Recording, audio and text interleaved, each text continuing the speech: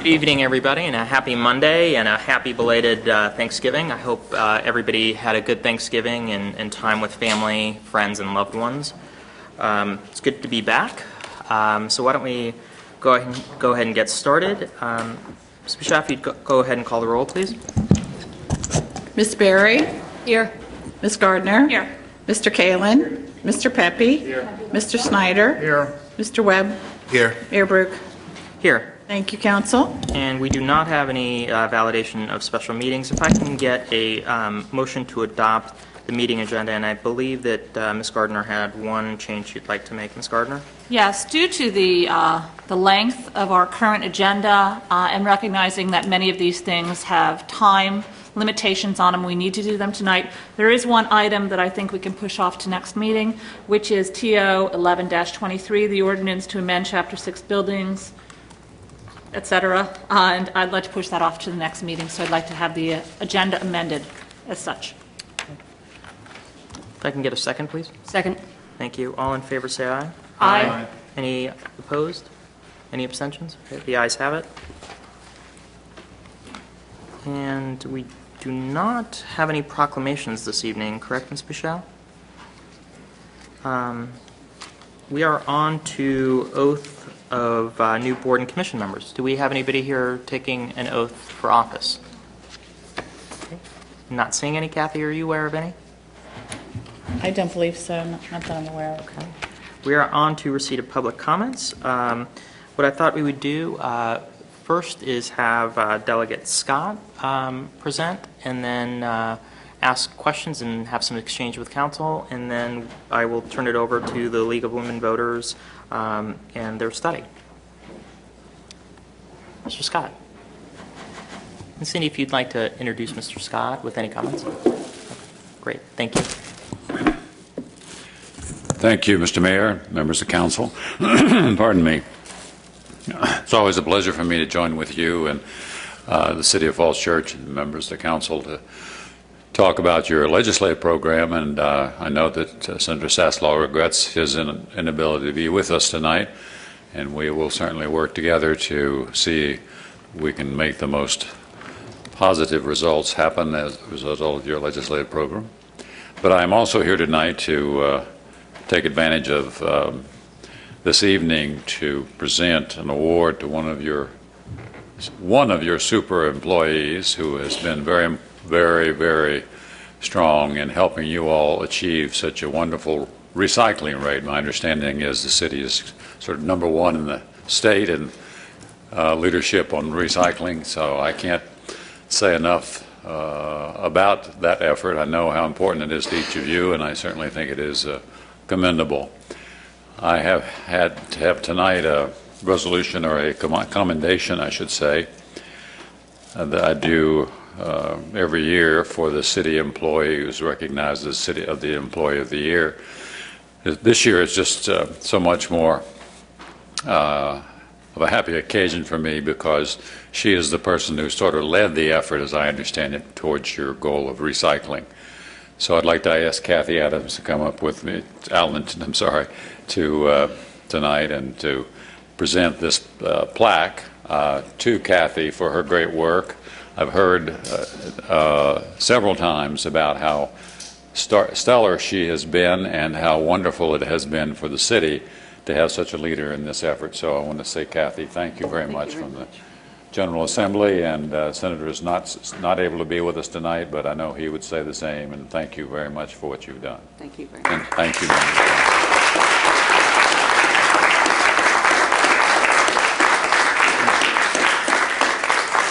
And I will look forward to discussions here a little bit later at your leisure on the legislative program. I'm looking forward to hearing about that. Thank you. And I think, Mayor, you're willing to do that dialogue with the delegate now and then defer action on the legislative program later? Correct. We do appreciate that the Delegate Scott is here, and indeed Senator Saslaw sends his regrets for scheduling conflicts.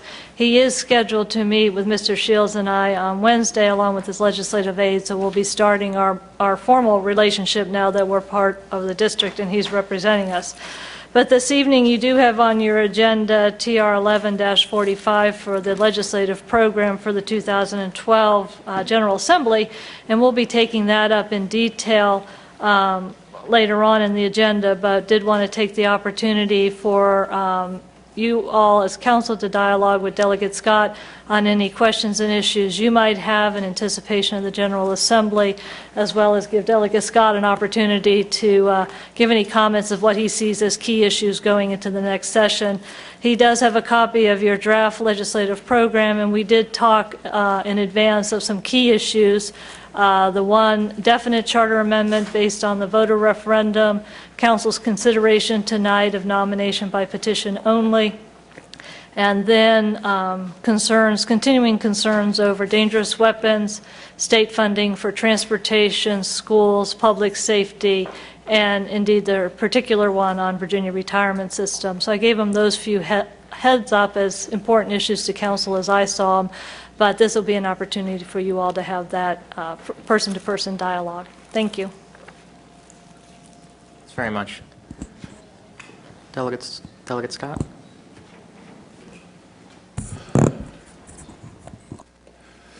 Well, Mr. Mayor and members of the council, Senator and I will be anxious to chat with you in detail about your legislative program and be happy to hear any comments you'd like to make tonight. I know that you've selected some areas which are going to be probably some controversial. One of the things that I think we're all interested in is the retirement system, VRS as it's known as, and I'm hoping this year we'll be able to do a little bit more than we've been able to do in the past several years to be sure that VRS is solid and sound. But I'm also looking forward to hearing about your proposals. I understand a couple of them that you're going to put forward or have agreed to. And Dick and I, Senator Saslaw and I, will do what we can to be as helpful as we can. And I suspect we'll see you all occasionally down in Richmond. And we'll look forward to that as well, if you can come down from time to time. It is going to be, as I said, it's going to be a challenging session, mainly because, like you all, we're facing limited resources. And so I can't make any great promises, except to say that we'll be working with you and be happy to hear any suggestions or ideas that you have about how we can do better in making those legislative proposals implementable. And so I'm happy to try to answer any questions you all have, or if there's anything else that you'd like to charge me with. Thank you very much, Delegate Scott. Council, questions or comments for the delegate? Ira? Thank you very much, and thank you so much for coming and raising actually the point I was going to want to just mention to you. I'm sure you're completely aware of this, but based on the discussions I had with the CFO of the VRS, I can tell you that every dollar that is not put in by the state is the legal obligation of the municipalities. The financial situation of the VRS, because pensions are so long-lived, maybe is okay for 5, maybe 10 years, but it will not last longer than that if those issues are not addressed. There's an $11 billion hole, according to the latest numbers. So I know there's transportation issues that have to be addressed too, and it's going to be challenging. This one, I think, is going to be particularly challenging. I just wanted to pass that along, and any efforts you can make to help get them to squeeze as much as they can would be greatly appreciated. Thank you very much. I appreciate your remarks, Mr. Councilman. Absolutely, we have got to figure out together a way that we can deal with this mounting problem. Other council members?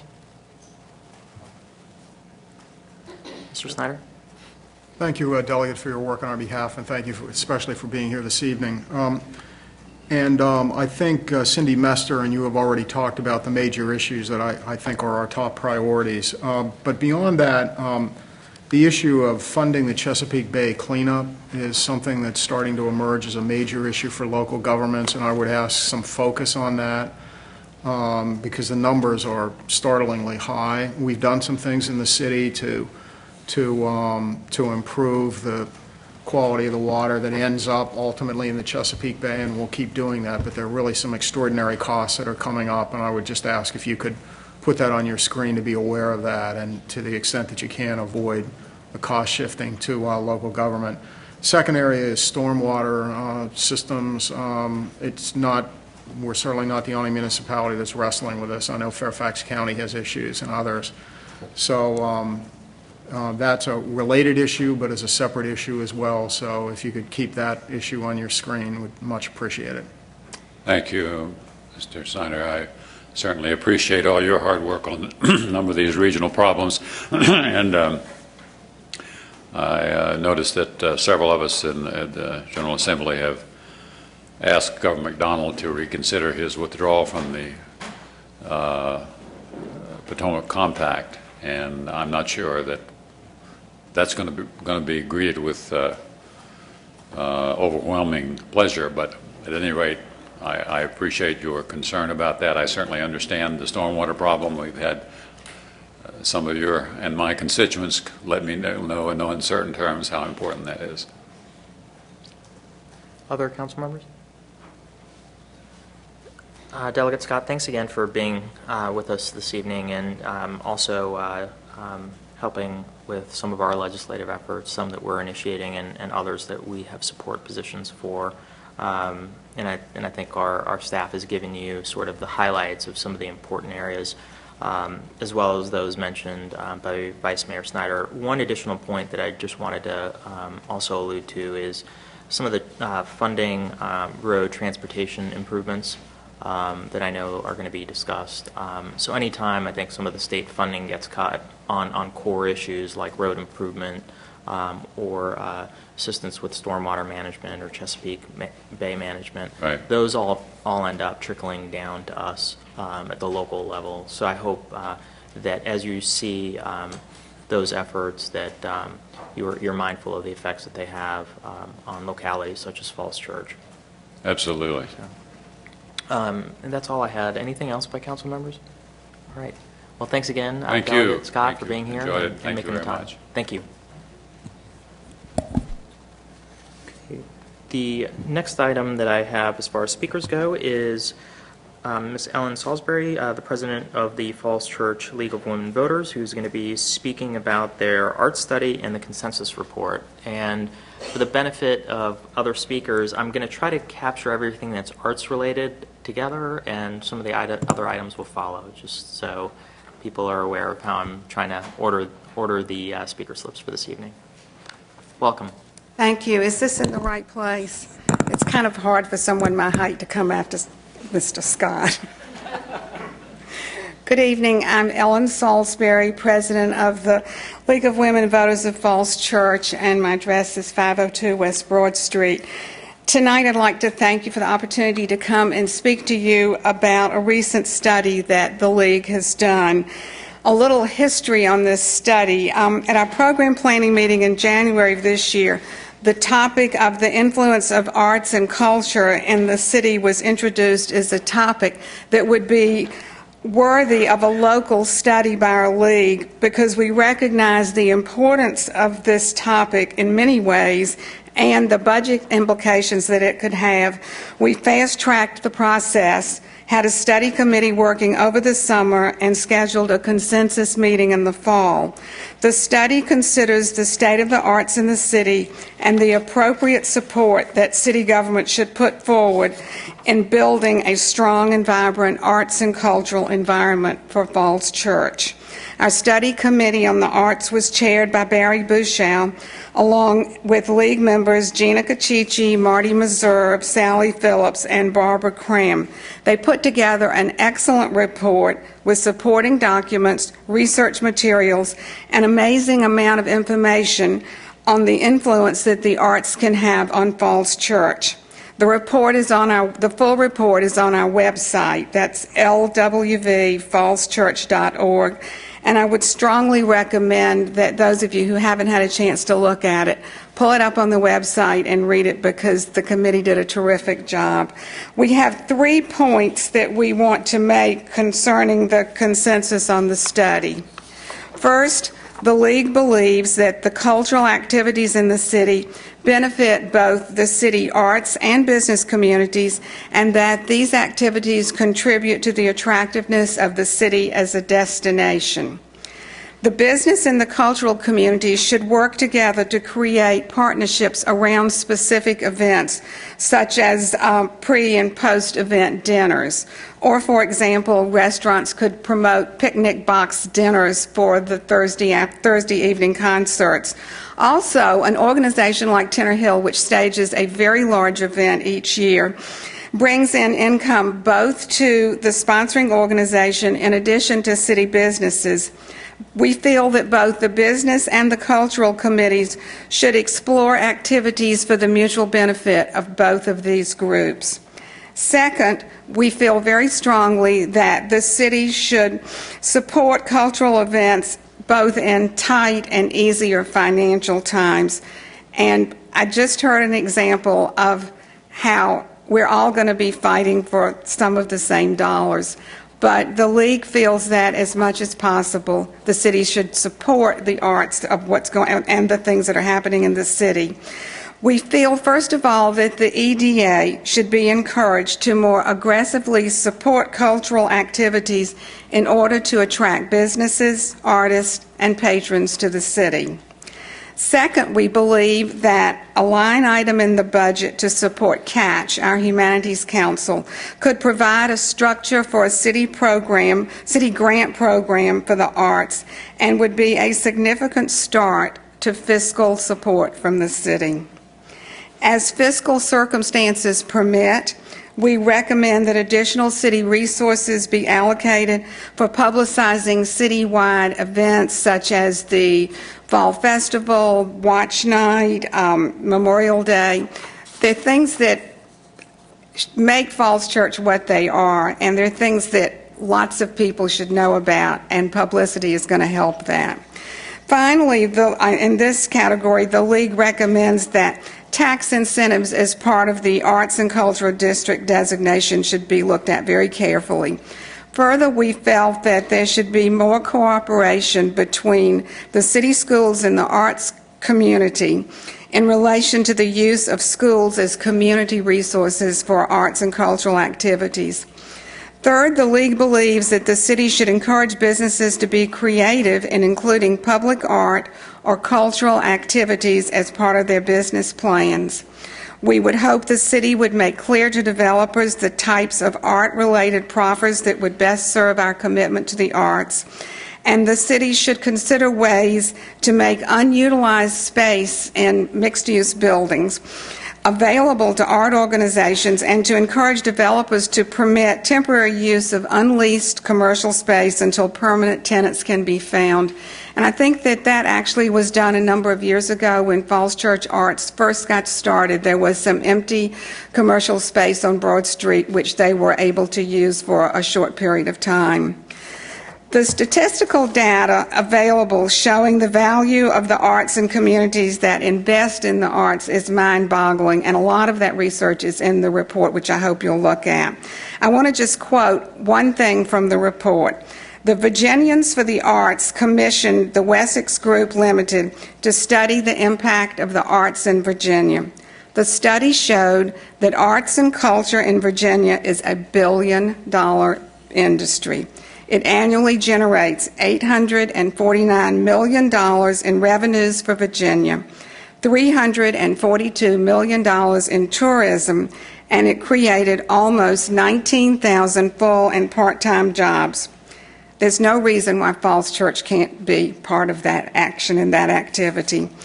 I would hope that the council will look at our recommendations, and thank you for your consideration, and I'm happy to answer any questions. Thank you very much. Any questions by council members or comments? Great. Thank you very much to the Thank League you. for bringing this forward, and thank you, Ellen, as always. The next speaker slip that I have that's arts-related is Mr. Joe Wetzel.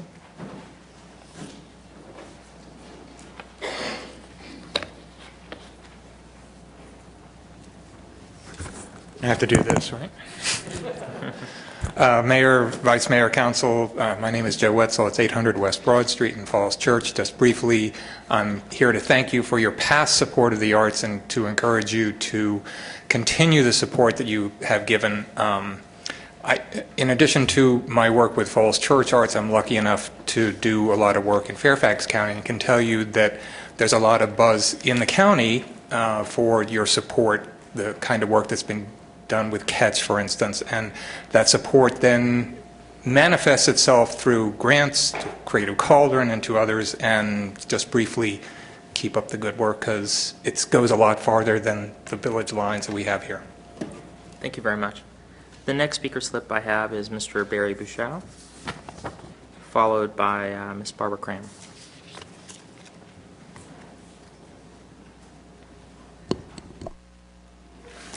Mr. Mayor, Barry Bouchow, 903 Madison Lane, Falls Church. While I've been a member of the League of Women Voters for many, many years, this is my first opportunity to really get involved with what the League does in terms of these studies. And I can testify that it's a very, very complex and thorough process they put you under. I came to them earlier in the year after reviewing a lot of economic data that showed that arts is an economic generator for many communities in the nation, and that Falls Church should take advantage of this themselves. There's been a lot of work done to start the arts in Falls Church and the organization you have, Catch, and we need to empower them to do more to help generate economic development in the city. We have such a fine inventory of restaurants, small city businesses, and it just all matches. It all matches. It all comes together. The econometrics is just overwhelming. What $1 will generate for this city and for the businesses in this city to keep the businesses thriving and alive is just very, very, very substantial. That all being said, I won't waste any more of your time. You've heard the cliche already that $1 invested by you can generate $7 return to the community and to our government. So I highly encourage you to take the recommendations of Ellen Salisbury and to invest once again in the budget for this year for Catch to allow us to continue on. Thank you. Very much, Barry, and thanks for your work on the report as well. The next speaker slip I have is from Ms. Barbara Cram.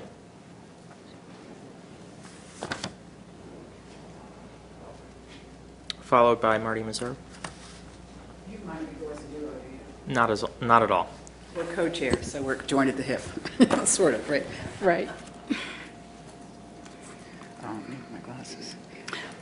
Well, I'm Nikki Graves Henderson. I'm the director of Tenor Hill Heritage Foundation, and I live at 307 South Maple Avenue. And I'm Barb Cram, and I live at 212 East Jefferson Street, and I'm co-chair of Catch and a few other things, but we're really have long experience in the city in terms of our groups working together with the city and enjoying that relationship very much, and being able to pull together when we did our community 2007 for the 400th anniversary of America in Virginia. We really established a really good co-op relationship that sustained till this day, and it's just been crowned with the Catch organization.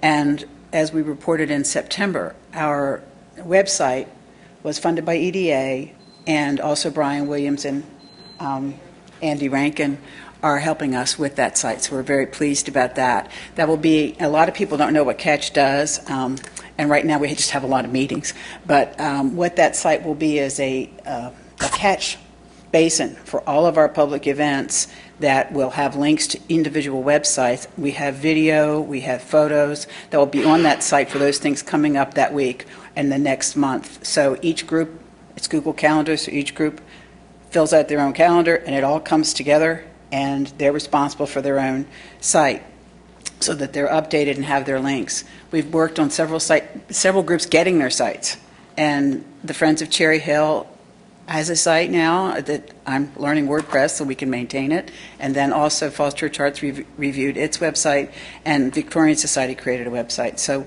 now we're ready to do that, and we're very excited about that and hope to have it ready to this winter for you.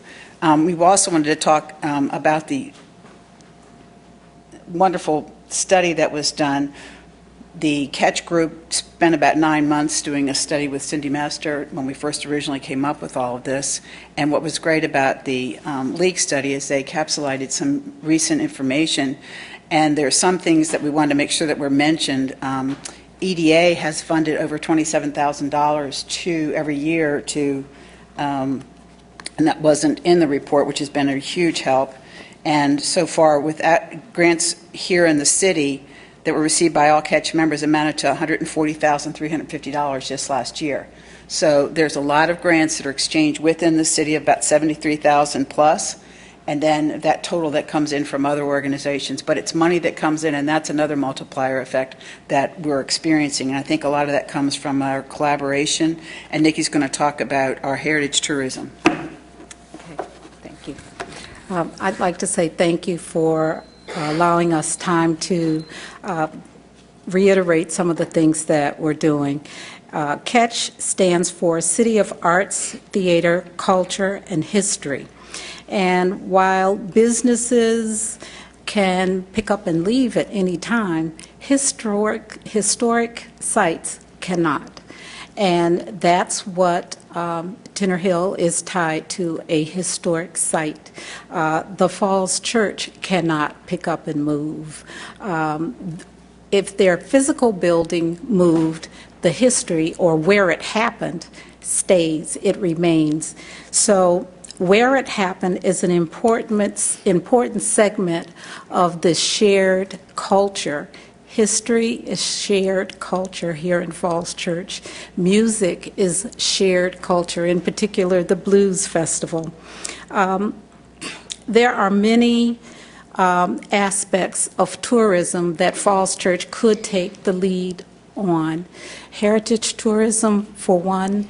We've been awarded a grant, the city awarded a grant of 5 historic Civil War trail markers, 2 of state Civil War trail markers.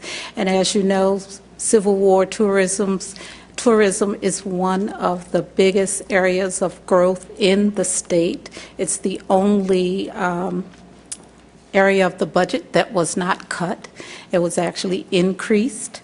So what I'd like to reiterate is that we have an infrastructure that is beginning to blossom.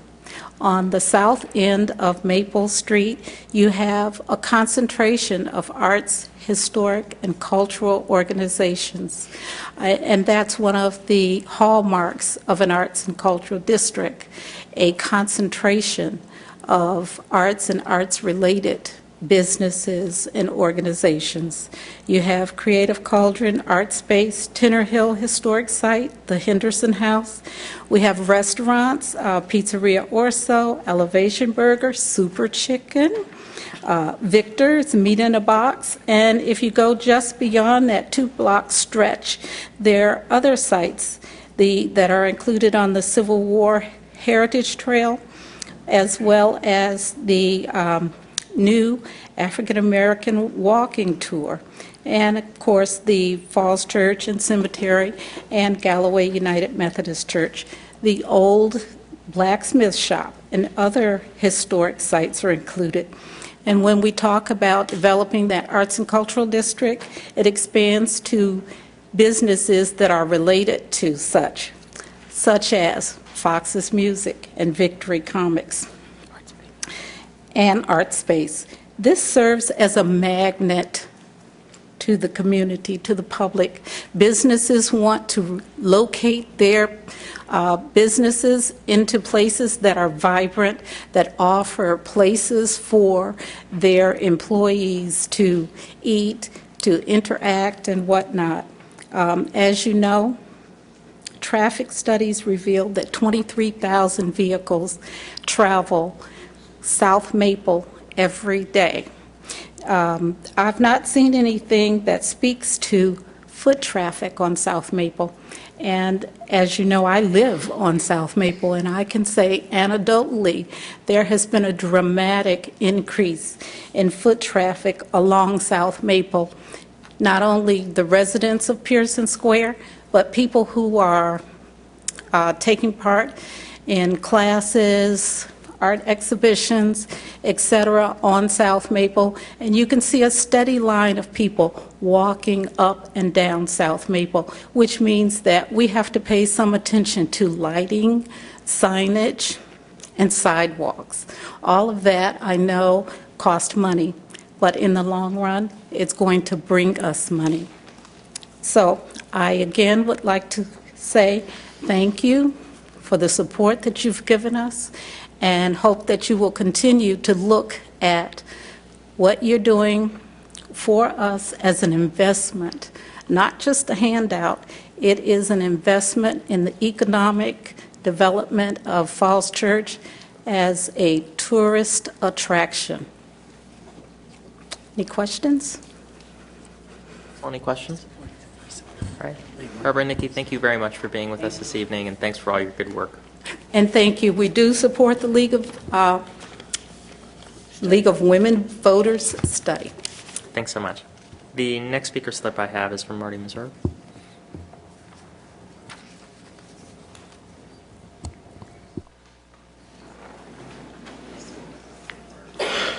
Good evening, Mr. Mayor, members of City Council. My name is Marty Meserve.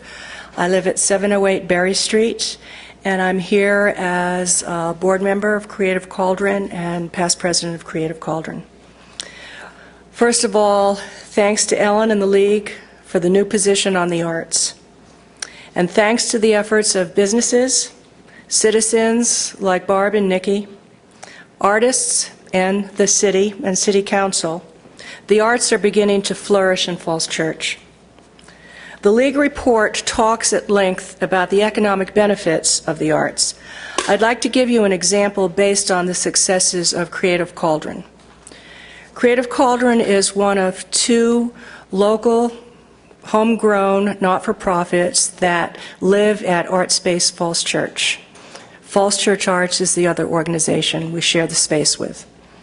Since opening the doors of Art Space in 2009, Creative Cauldron has enjoyed a steadily increasing patron base and widespread recognition for our programming excellence. A Virginia Commission for the Arts review panel recently lavished us with praise, such as an ambitious, impressive organization that represents a wide variety of music, theater, and visual arts programs for people of all ages. They commended us for expanding theater for children and for giving playwrights opportunities to stage new works, and for our dedicated staff and volunteers and our in-depth planning. And our recent production of Nevermore received Helen Hayes recommended status, which is a big deal, and we're really proud of that. Despite the current economic challenges, our operating budget has grown during this period by 25%, from $193,000 in FY 2009 to $240,000 in current FY 2011. Here is a snapshot of our audience attendance and our artist statistics for the 2010-2011 season, and some statistics regarding our success as a destination place that draws people to the city. Approximately 7,500 patrons attended a workshop, performance, or exhibit. 76 different events were offered, and 266 artists were employed as performers, teaching artists, or exhibitors. 85% of those artists live outside the city of Falls Church. During pre-show surveys at performances, up to 2/3 of our audience identified themselves as making their first visit to Art Space. So we're drawing new people in. Our household patron database of regular customers grew from 589 to 1,100. 70% of these patrons reside in non-Falls Church city households. Our email listserv grew from 576 to 1,050 names. We estimate there is an overlap of only about 40% in those two lists. Online ticket purchasers through our vendor Brown Paper Tickets demonstrated that 42% of our ticket sales came from patrons in Greater Falls Church zip codes, but the remaining 58% came from around the region, from Arlington, McLean, Washington, Alexandria, Bethesda, Fairfax, Vienna, Annandale, Springfield, Fredericksburg, Burke, Manassas, and Tacoma Park. Let's continue to build on our new tool, the arts, for gaining visibility in the region. The spin-offs will be worth it. Thank you very much. Thank you very much, Marty. The next speaker slip I have is from C.W. DeLong. Mr. DeLong?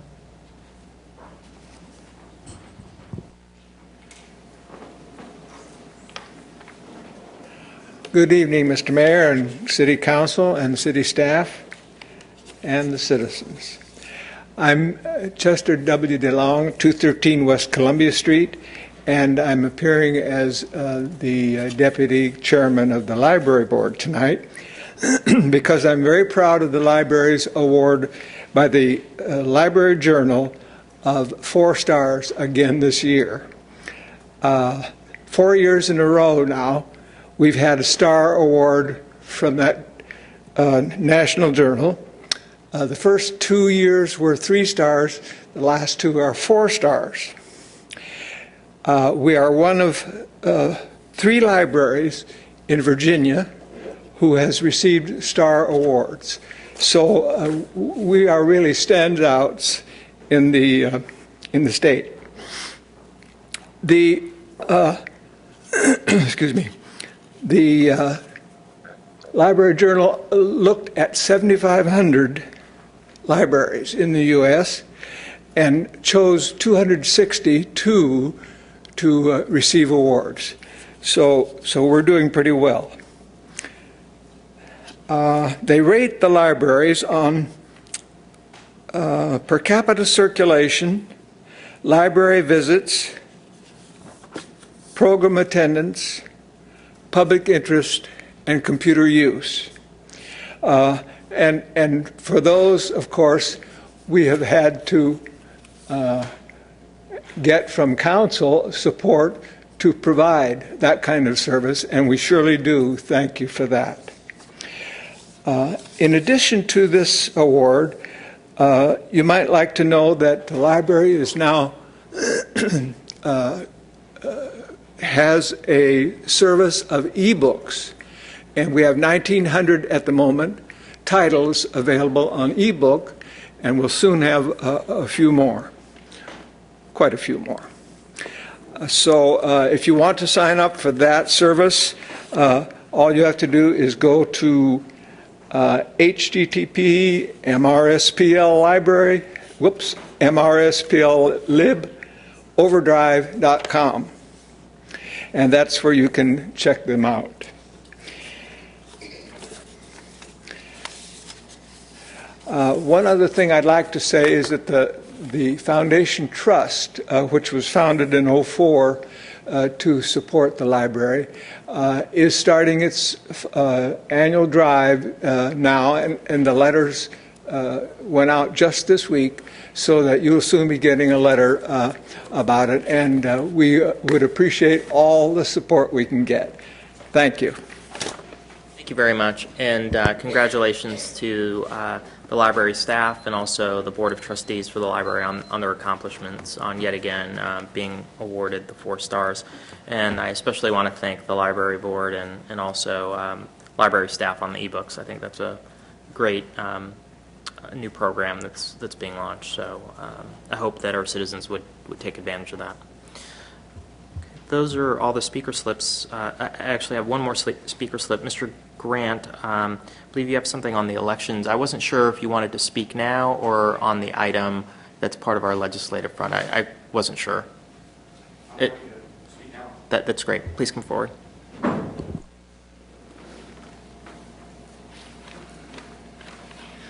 My name is Miles Grant. I live at Roosevelt Towers, which is at 500 Roosevelt Boulevard. I will keep my comment brief.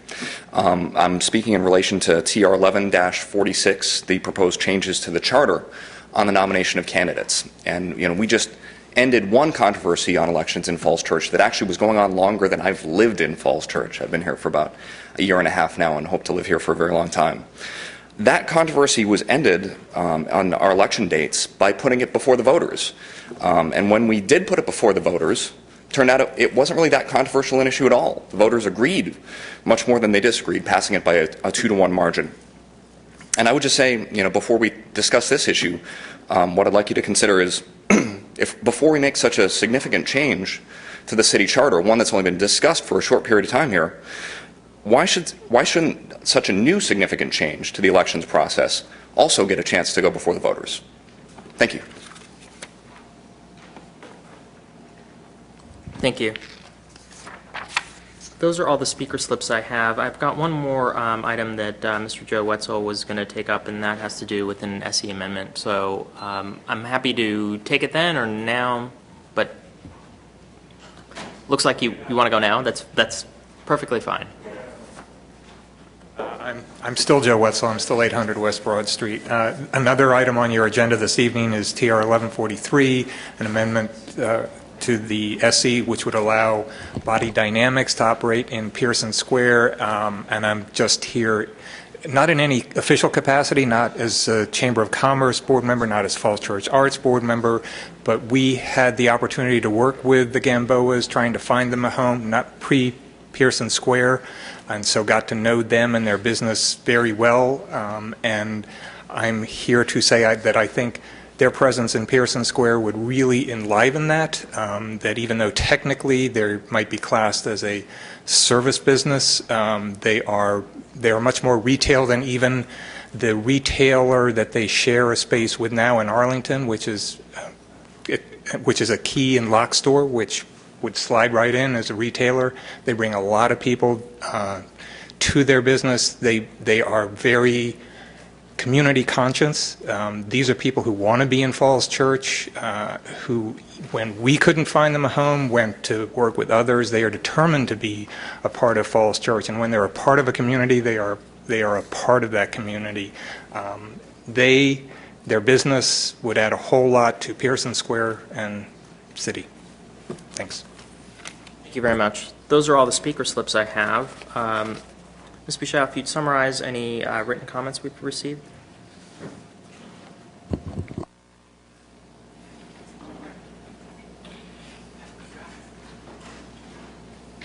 Council, you have just a few comments before you.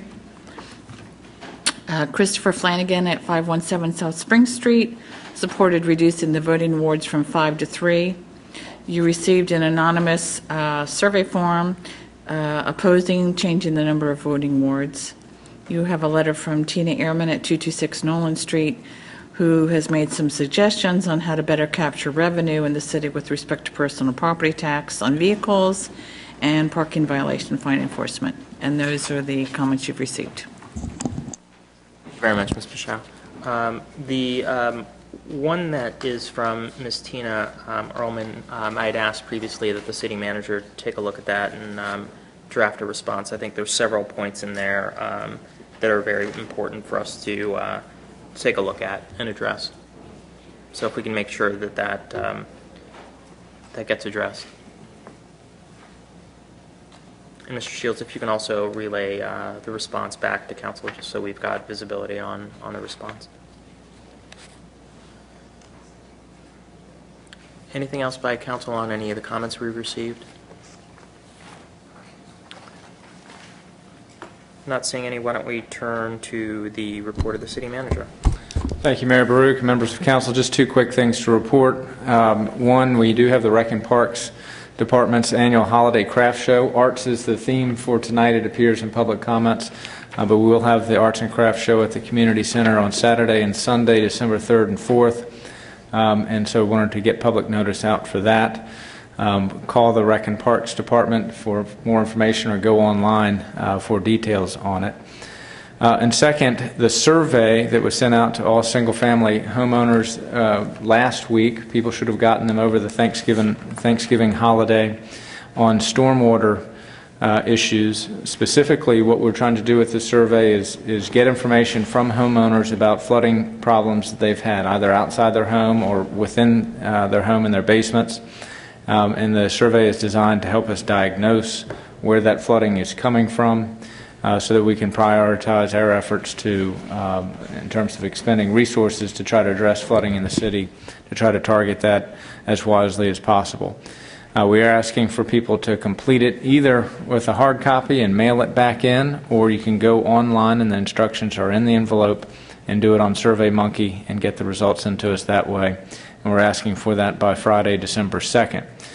We have, I think, 340 responses so far. That's about 13% of those that we mailed out. And I just want to encourage people to take about 10 minutes to fill that survey out and get it back to us.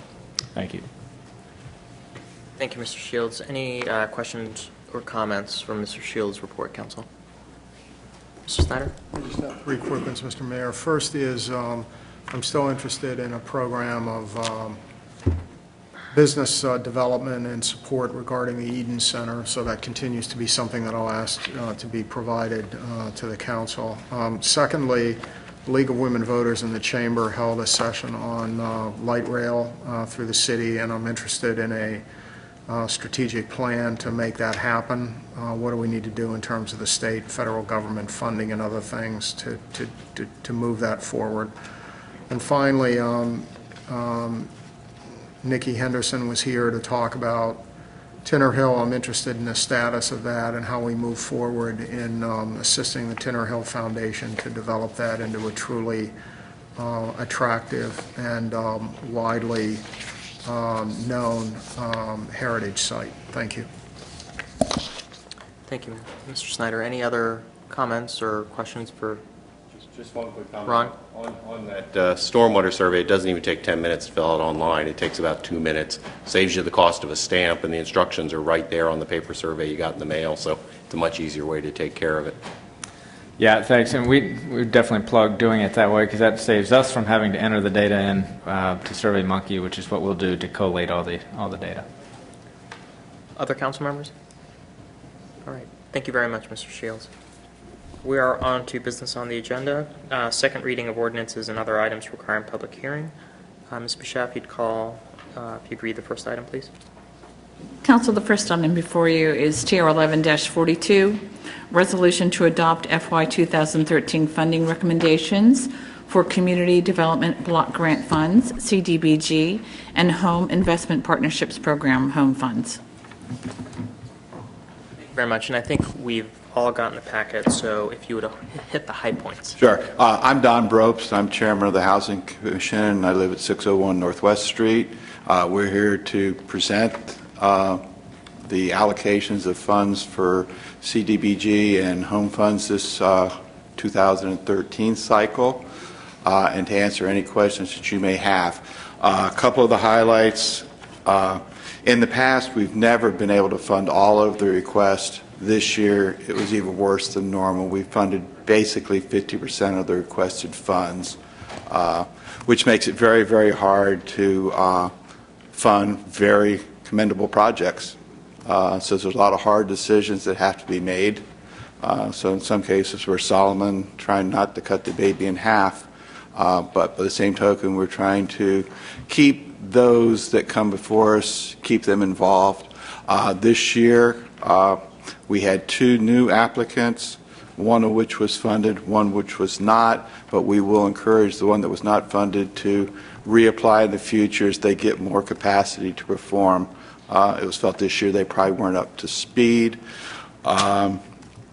We have Habitat for Humanity is the one new organization that's being funded this year. Unfortunately, the funds that we have right now are estimates. We believe that in sometime in the future they're going to be cut and we'll have to reallocate the funds. The contingent plan for doing that was to prorate the cuts, or if there hadn't been an increase in accordance to the allocation percentages that we did to the organizations the first time through. Very much. Donna, did you want to add? No. Good evening, Council. I just wanted to say that the projects that we do this year have to do with providing emergency assistance, ESL and Homework Club at Mount Daniel, rental relief. 2 projects have to do with rental relief. And then we also have a project at the Housing Corporation, which is replacement of storm windows for seniors. And so that's just some of the highlights of the projects that we have, and housing counseling and credit counseling, which is critically important right now. Thank you. Any questions by council?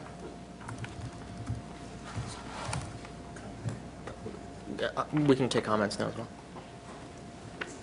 Thank you, Mr. Mayor. I just wanted to commend the Housing Commission, which I am the liaison to, but the last couple of months haven't been able to do because of work commitments, but I have been a part of these. Scoring it is definitely a difficult task because there are a lot of good groups that come before the Housing Commission asking for these funds, and the Commission does a very good job of scoring and making sure they fund those organizations that have true impact in our community. And I wanted to say thank you to Don and everyone else on the Housing Commission and Dana for her hard work on making sure that these pretty tough decisions are getting made on pretty lean funds that are out there for you all to work with. Other council members? I just want to echo the comments made by Councilmember Webb. I think the work is tremendous. The scoring is really important because it gives us some metrics to work on since we're not there. So thank you for providing that information, because I think it really does help make sure that in times of limited funding that we're doing this in a systematic, logical, and fair way. So thanks for all the work that staff has done, and also the Housing Commission as well. Thanks, sir. If I can get a motion, please, and then I'll open this up for public comment. Mr. Mayor, I move adoption of TR 11-42. If I can get a second. Second. It's Ms. Berry. Thank you, Ms. Berry. I'd like to open up this item for public comment. I did not receive any speaker slips earlier. Any members of the public that wish to address this item? Ms. Bichow, I don't believe we received any public comments in writing on this. I'm going to go ahead and close this for public comment, and if we can, are there any further comments by council before we take the vote? Not seeing any. If we can have the roll call, please. On Tier 11-42, Ms. Berry? Yes. Ms. Gardner? Yes. Mr. Kalin? Yes. Mr. Pepe? Yes. Mr. Snyder? Yes. Mr. Webb? Yes. Mayor Baruch? Yes. Thank you, Council. Council, the next item before you is TO 11-22, ordinance to amend the budget of expenditures and revenues of the General Fund, the Water Fund, and the Capital Improvement Fund to appropriate grants, bond proceeds, and use of fund balance. Thank you. Mr. O'Connor, happy Monday. Happy Monday it is. I'm here to answer any questions.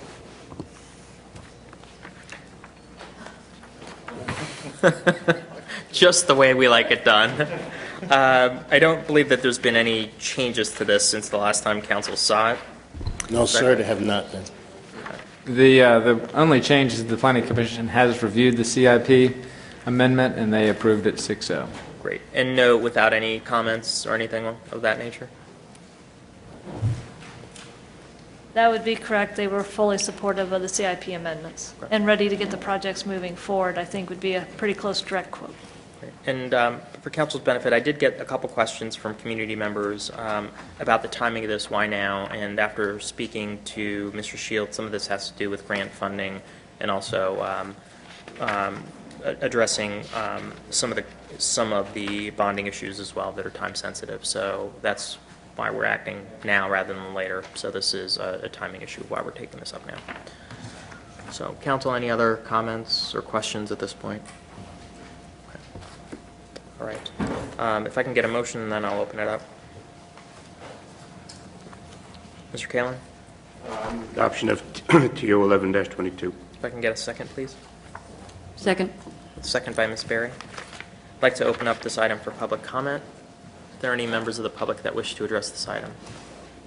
Okay, Ms. Bashad, I don't believe we received anything in writing on this or email. Okay. I'm going to go ahead and close this for public comment. Council, anything further before we take a vote on this? Anything further before we take a vote? Yes. Thank you. Robin. I just wanted to indicate that I support most of what is in this legislation. I do not support portions of it that I've indicated at previous work sessions, so I will be voting no. Okay. Other council members? Just, Mr. Mayor, very quickly, I think this deals with public safety, it deals with critical infrastructure and critical capital needs, including the water system, and therefore I support it. Thank you. Other council members? Okay. I'm going to be supporting this as well for some of the reasons why that were stated by Councilmember Snyder. I would just note on the public safety items, I believe we had some extensive discussion, and some of these funds, unless I'm mistaken, have to be used essentially for new equipment, et cetera. They cannot be used for what we're currently doing, in essence. At least that's my understanding. And again, specifically, this is on the items dealing with the motorcycle and storage sheds and the items that go along with the purchase of the motorcycles. So this is going to be a new program. I think it's one that we're going to have to continue to monitor about how effective it is.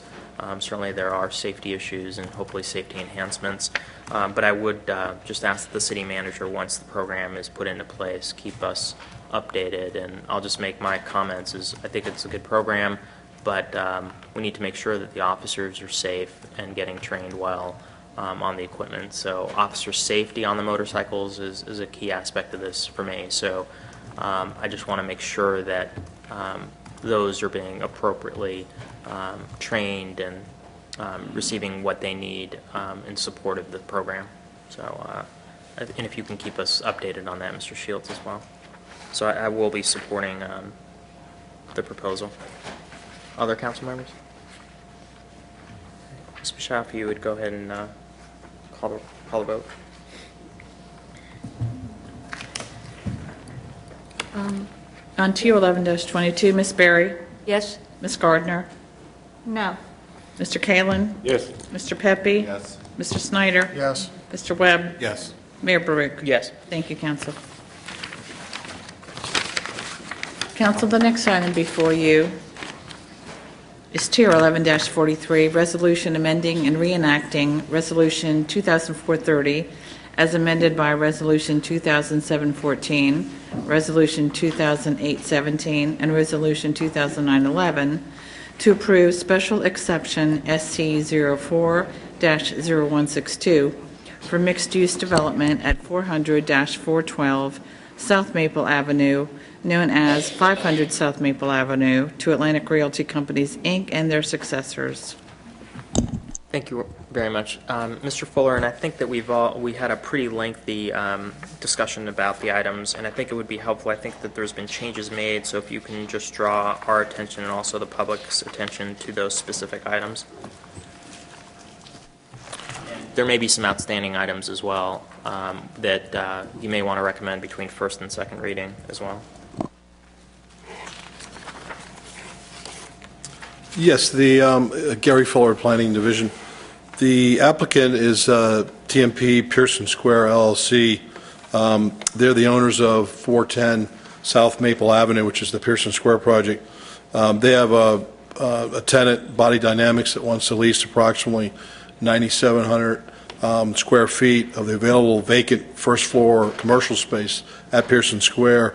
The owner's application is petitioned on behalf of the potential tenant to amend and approve the current special exception for Pearson Square to allow a service use to occupy approximately half of the residential building's first floor commercial space that's currently available. And secondly, that space would be approximately 3,000 square feet of retail-only space that we're asking for this amendment for, the expansion of that. And then thirdly, to have a potential tenants' lease to extend beyond the current maximum of 10 years for 20 years in this case. As the mayor had indicated, there was a joint City Council Planning Commission work session that was held last week on November 21st, and this item was introduced and discussed in length. As part of that discussion, there was a desire to specify the user, Body Dynamics, instead of a general grant of additional non-retail space as part of the redesignation of this first floor commercial space at Pearson Square. So that was discussed, and the revisions have been made to the resolution to reflect that.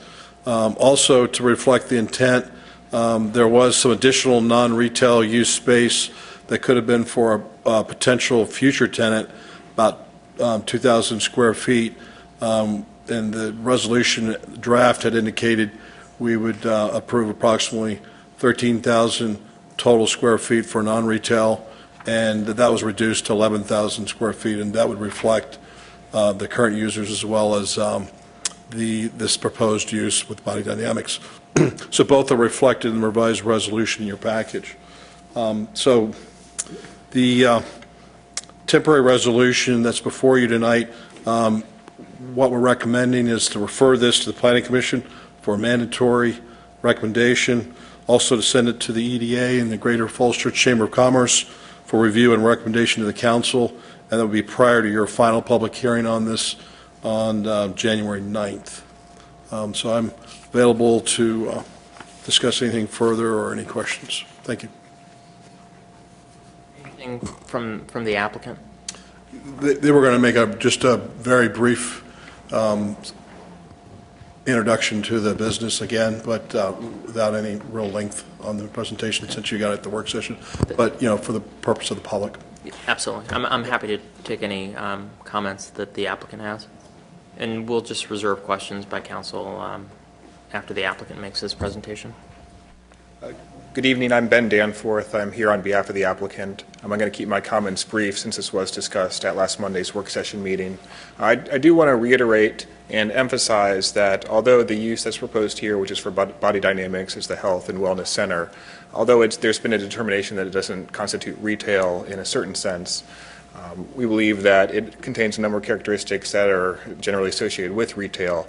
In particular, it's going to really activate the street front. There's going to be windows. There's going to be a lot of activity within the front of the store.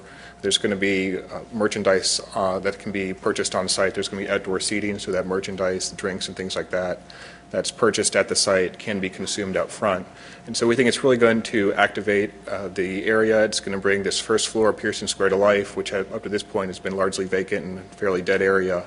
And we think it's going to create a destination that's going to draw people to this site from other localities in the metro area. And so we ask that you support it. And with me this evening is Jennifer Gamboa, and she's one of the owners of Body Dynamics, and she's going to make a few brief comments as well. And we'll be happy to answer any questions that you have. Thank you. Hi, I'm Jennifer Gamboa. I'm the owner of Body Dynamics along with my husband Mario. We are very excited about the prospects of being able to come into the Falls Church community, particularly in light of all of the arts support and activity that you all have. One of our major elements of our business is supporting the health and wellness of arts and artists throughout the region, including we direct the health and wellness program for the Washington Ballet and work closely with Ballet Nova, which is already a member of the Falls Church, larger Falls Church community. So we really have appreciated the open-mindedness with which you all have worked with us through this process and entertaining our proposal, and we really look forward to being able to contribute to the community. So thank you very much. Thank you very much. Okay, council, any questions? And then we'll turn to comments. I had a couple questions for staff. One, Mr. Foster, have you had a chance to take a look at the language to ensure that this is appropriately tied to the tenant, that being Body Dynamics? What line are you referring to, Mr. Brewer? I'm referring to the additions that appear on line 362. Yes.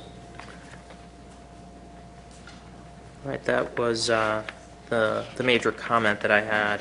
And for the benefit of council, in case council did not see the email that went out by staff, I did have a question that was raised about the possible swap of two of the spaces and essentially pushing everything over and opening up and leaving the corner of the space vacant, and whether that was a possibility. And I believe the applicant came back with some responses about how the space is laid out and how it wouldn't quite meet their needs.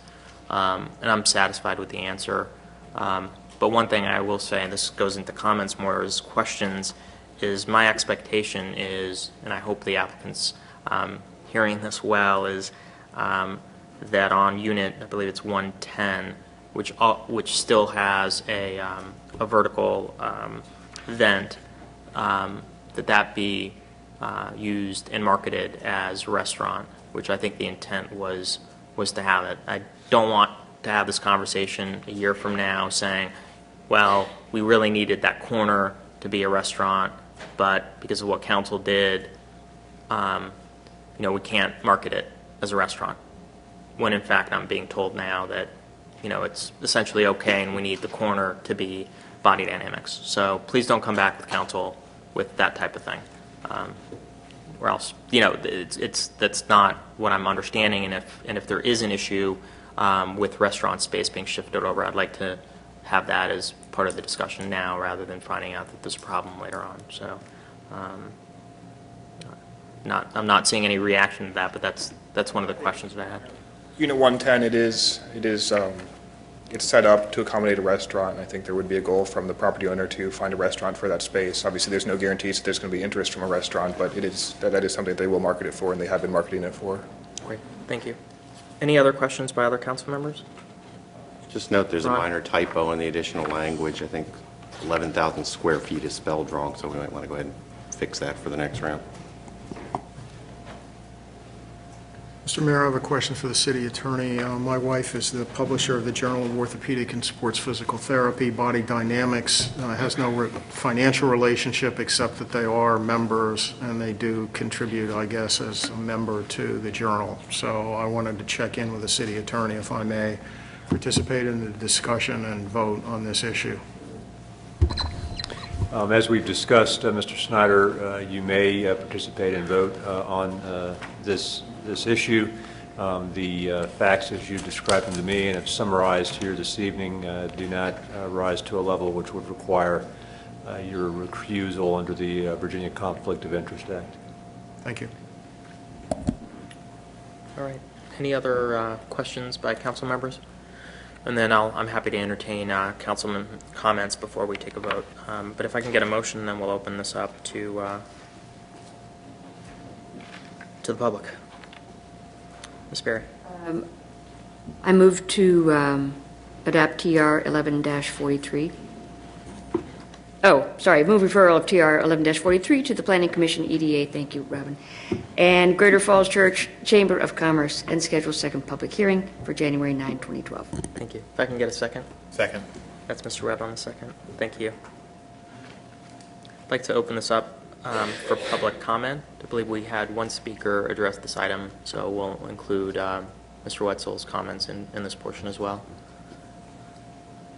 Not seeing any other members of the public come forward. Did we have any written comments on this, Ms. Michelle? Okay. I'm going to go ahead and close this item up for public comment, and I'm happy to entertain council comments before we take a vote. Mr. Snyder. Mr. Mayor, this seems to be a very, very good proposal for the city. I am aware that there are certain issues regarding the property manager / owner that ought to be addressed in connection with this, specifically their relationship with Falls Church Arts and Creative Cauldron Art Space and certain other issues. Hopefully they can be worked out before this comes back to us. Thank you. Mr. Callen. I would associate myself with the comments made by Mr. Snyder regarding working out those arrangements. Any other comments? Okay. I'm also going to be supporting this SE exception. And I think I've been pretty clear with staff and my fellow council members and the applicant about my reluctance to have repeated SC amendments come forward, but I do think that this is an exciting opportunity and certainly fits within the space and what we're looking for in that area. And after looking at some of the financial and economic returns, this actually may do better as far as economic impact for the city as opposed to other usages that would be allowable under the existing resolution in SC. So I'm going to be supporting it and hope that the business succeeds, and I think it actually makes a very good use for the space.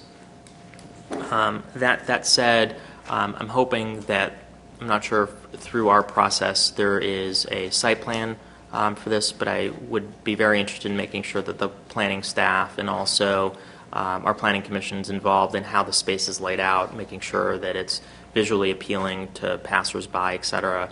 I'm very encouraged by the statements by the applicant, so I would encourage the applicant to make sure that they're working with staff and also our planning commissioners to make sure that it's a vibrant, thriving area, and from what I've heard, I think that can happen. And I do also want to associate my comments that have been made from Councilmember Snyder and Councilmember Kalin as well, that there are some issues that need to be addressed with the arts, and looking at ways of addressing them through such as proffers or working through other items. Also, I think parking was an issue that we had talked about before, so I would just encourage staff and the applicant and the Planning Commission to just make sure that the parking works, and if there's things that need to be changed or worked through with spaces, et cetera, that those be thought through so the parking continues to work well. And I'm looking forward to having lots of folks come visit your business, but we need to make sure that it doesn't do harm to the other businesses or the rentals of hopefully future businesses that will come in. So I just want to make sure that's thought through. But I think it's a great opportunity, so I'll be supporting it. One comment I'll also make, and I don't think we need to actually put it into the referrals, but if we can just make sure that VIPIS, who normally comments on these items, is aware of it and that it goes out to them as well. But again, I don't think that requires a change. But generally, they're one of the other organizations in the city that comments on proposals such as this. Anything else by council members? I've got one comment prompted by the other comments. I think the comments about the fact that this works out better than some of the things that were permitted based on the other restrictions that were in place points out that maybe we need to take a look at the whole process of how we approve some of these things, and maybe we don't need some of these restrictions in the first place. We might have a lot less vacant space if we could open some of these things up to the market. We still have other commissions and site approvals and boards to look over those things, but frankly, it's not the kind of thing that has to come before the city council every time somebody wants to make one of these changes. Yeah. So I'm certainly supporting this change. Yeah. And I think that's a broader policy issue, but given how this was, and I think this is before my time on council and several of us's time, I think actually a majority of us on council weren't involved in the approval of the original application that came forward. So it is what it is, and we're having to deal with it one way or the other. So certainly I think we can take up the policy issues in a larger framework. All right. With that, if I can have the roll call, please.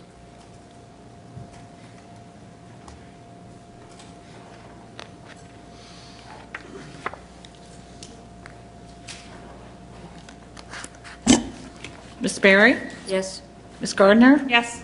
Mr. Kalin? Yes. Mr. Pepe? Yes. Mr. Snyder? Yes. Mr. Webb? Yes. Mayor Baruch? Yes. Thank you, Council. Council, your next, I'm sorry. Yeah, I think we're ready to move on. Okay. Thank you. Your next item is TR 11-46, resolution requesting the General Assembly to amend Section 3.02 of the city charter to provide that candidates for city council may be nominated by petition only. Thank you, Madam Clerk. I'll be brief. This was discussed extensively at the work session on November 21st. I've made changes as indicated by the underlines to capture some of the suggestions and concerns that were raised while simultaneously adhering to First Amendment strictures. With that, I'm happy to answer any questions. I also want to give Mr. Webb an opportunity to speak to this and answer any questions that council made since Mr. Webb brought this forward. Mr. Webb? Thank you, Mr. Mayor. This charter amendment was brought forward after the election and a lot of conversation within the community about maintaining the nonpartisan nature of our city elections. And when this particular issue came up the first time and was passed, I had indicated to the community that I had intentions to offer such amendment to codify in our city charter that our city elections should be nonpartisan. And it's just a follow-up to that to continue to, which has been the tradition of our city, to have our local council and school board elections be nonpartisan. And all this does is just add that particular language into our charter, which there are several jurisdictions within the Commonwealth that have similar language within their charters to only to prohibit candidates from being nominated by a political party convention. It does not prohibit a candidate, which currently they can do if they so choose to, be endorsed by a political party. There are First Amendment issues that are there, and we, as much as some folks may want to go as far as to completely prohibit that, but there is First Amendment issues that that our city attorney has brought up, and I believe those are very valid points. But all this does is just add into our charter to say by petition only and not by convention. So with that, I will entertain any questions that anyone has. Council members, any questions for either the city attorney or Mr. Webb? Ms. Gardner? Thank you. I actually have a few. As Mr. Webb said, by putting this into place, it does not stop the ability of our parties, Democrat or Republican or other, from doing endorsements. So you can associate yourself with the party, even if you've gotten on the ballot through petition process. Is that correct? I would modify it somewhat. I think a political party can associate itself with a candidate, even if that candidate is put on the ballot through petition. And the same thing goes with funding. I mean, if the Democratic Party or Republican Party happen to like a particular candidate, even though they are deemed nonpartisan because they weren't nominated through a convention, that can still happen as well, because that's First Amendment rights. That's correct too? Funding can still be provided, that's correct. Currently, if you're nominated by a party, which I don't believe has ever happened in a local election, but if you're nominated by a party to get on the ballot, is there also a requirement for you to have petitions signed? I only ask that because when people are running as Democratic Republican, I know they're standing outside of Giant, and you're still signing a petition to get their name on the ballot. Do they have to go together, or? As you, I think, correctly noted, Ms. Gardner, I don't think that has ever happened here in the city. More generally, just statewide, it's not my understanding that if you're nominated by a political party, you also need to have a petition signed by a certain number of voters. I mean, it varies from state to state, but in Virginia, at least, nomination is, as I understand it, enough to get on the ballot. Take a stab at. I have seen candidates who have been nominated by political parties. I think it may be a state requirement, but I think you still may have to do a petition with names within your voter's jurisdiction to have those a certain number, and it varies from what level of government that you're running for, of the number of citizens that have to sign those petitions. But I think it is within the state. So my big question is, why are we doing this? I mean, if you have to have a petition anyways, and you can get an endorsement from a party anyways, and you can get funding anyways, this is a paper tiger. We're looking to change our legal document that we define our city by our charter, which traditionally, particularly with the referendum for changing the dates, I know that was important, we have put it out to the public to say, what do y'all think? Here we are sitting saying, okay, now we want to make sure that it's only through petition that you can get on the ballot, but in actuality, currently, even without this language, it's also through a petition that you have to get on the ballot. So why are we raising this to the level of putting in our charter when it's actually something that we should just be doing a resolution or even an ordinance for, instead of changing a legally binding document that's basically not going to have any effect in how we do business in the city? That's my big question. And my response to that is that for the tradition, as long as Falls Church has existed, elections have been nonpartisan, and all this does is put within our city document to say that's what we want to do.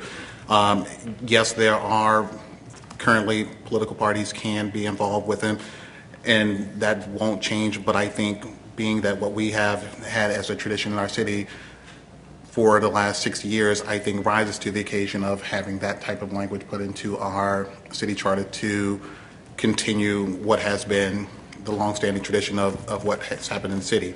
It was something that was raised numerous times as a reason of why we should not change our city elections. And I, as a person who supported our date change, felt that this did rise to the level of adding at least that language into our city charter to make sure that that tradition in history continues to happen. Again, and there are several jurisdictions who have nonpartisan elections who felt it rose to the level of continuing to have their city elections be nonpartisan, that they've added such language into theirs as well. It does not prohibit, but it just codifies what has been our current tradition in the city of Falls Church. Other council member questions? Mr. Foster, I had one question for you as well. Just given how this is, what section this is amending, and we don't have the entire code section that addresses elections, I just wanted to confirm that the language dealing with no, and I'm paraphrasing here, no marks being placed on the ballot next to a name of a candidate still would remain, that portion is not altered by this particular resolution. That's correct. That's section 3.03 of the charter. That would remain. There's no change being made to that section of the charter with this change to section 3.02. Okay. Those are all the questions that I had. I had some comments, and I'll do that after we have any other questions asked. Other questions by council members? Okay. If I can get a motion, and then I'll open this up for public comment. And then we'll take further council comments. Mr. Mayor, I move adoption of TR 11-46. Second. Thank you, Mr. Snyder and Mr. Webb. I'd like to open this item up for public comment. We had one speaker slip earlier, and we'll take those comments that were made earlier and incorporate them in our thinking now, in our discussion, certainly. Are there any other members of the public that wish to address this item? Ms. Bichow, did we get any written comments via email or otherwise? Just with nothing else. Okay. I'm going to go ahead and close this item up for public comment. Why don't we open this up for council discussions, and then we'll take a vote on the motion, please. Council, comments? Ms. Gardner. Just, and with all due respect to Mr. Webb for bringing this forward and understanding the reasoning behind it, I don't think that tradition is the impetus to changing our city charter. I don't think this is the right thing to do.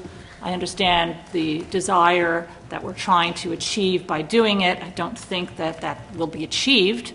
And I think a better path for us to have taken in regards to this issue is through a resolution. So I will be voting no. Other council members? Mr. Snyder? Thank you, Mr. Mayor. I want to do the somewhat unusual step here of reading into the record a petition that we received, because I think this petition well lays out the reasons why I'm going to be voting for this charter change. and I'll read it quickly. Dear Mayor Baruch and members of the City Council, this letter is written to you on behalf of the following organizations and individuals that are concerned with the future of elections for City Council members in Falls Church. Citizens for a Better City, Treasurer Kathy Kay, Commissioner of Revenue Tom Clinton, Sheriff Steve Biddle, Michael Volpe, Melissa Teets, Renee Bergman Andrews. As you know, the referendum adopted by the voters on November 8 will change the date of City Council elections from May to November. This issue has generated a great deal of interest and also some concern among our voting public. 2 highly informative educational programs were held prior to the election. First, a panel discussion presented by the League of Women Voters, and second, a community conversation hosted jointly by CBC and VPIS.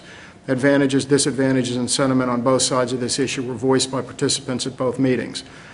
And this is the key part. Perhaps more notable than the expression of opinions on the election date, however, was the overriding, if not unanimous, desire to maintain the nonpartisan nature of our City Council elections regardless of the month in which these elections are held. Our voters prefer nonpartisan elections for several reasons, including the fact that government employees may run for nonpartisan office but are prohibited from running in partisan elections.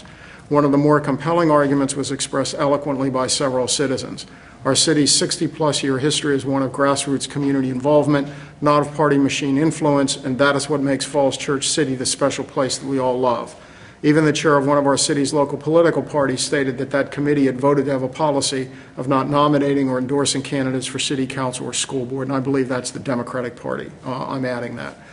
It was noted that the charters of 11 of our Commonwealth's 39 cities prohibit partisan elections for city council.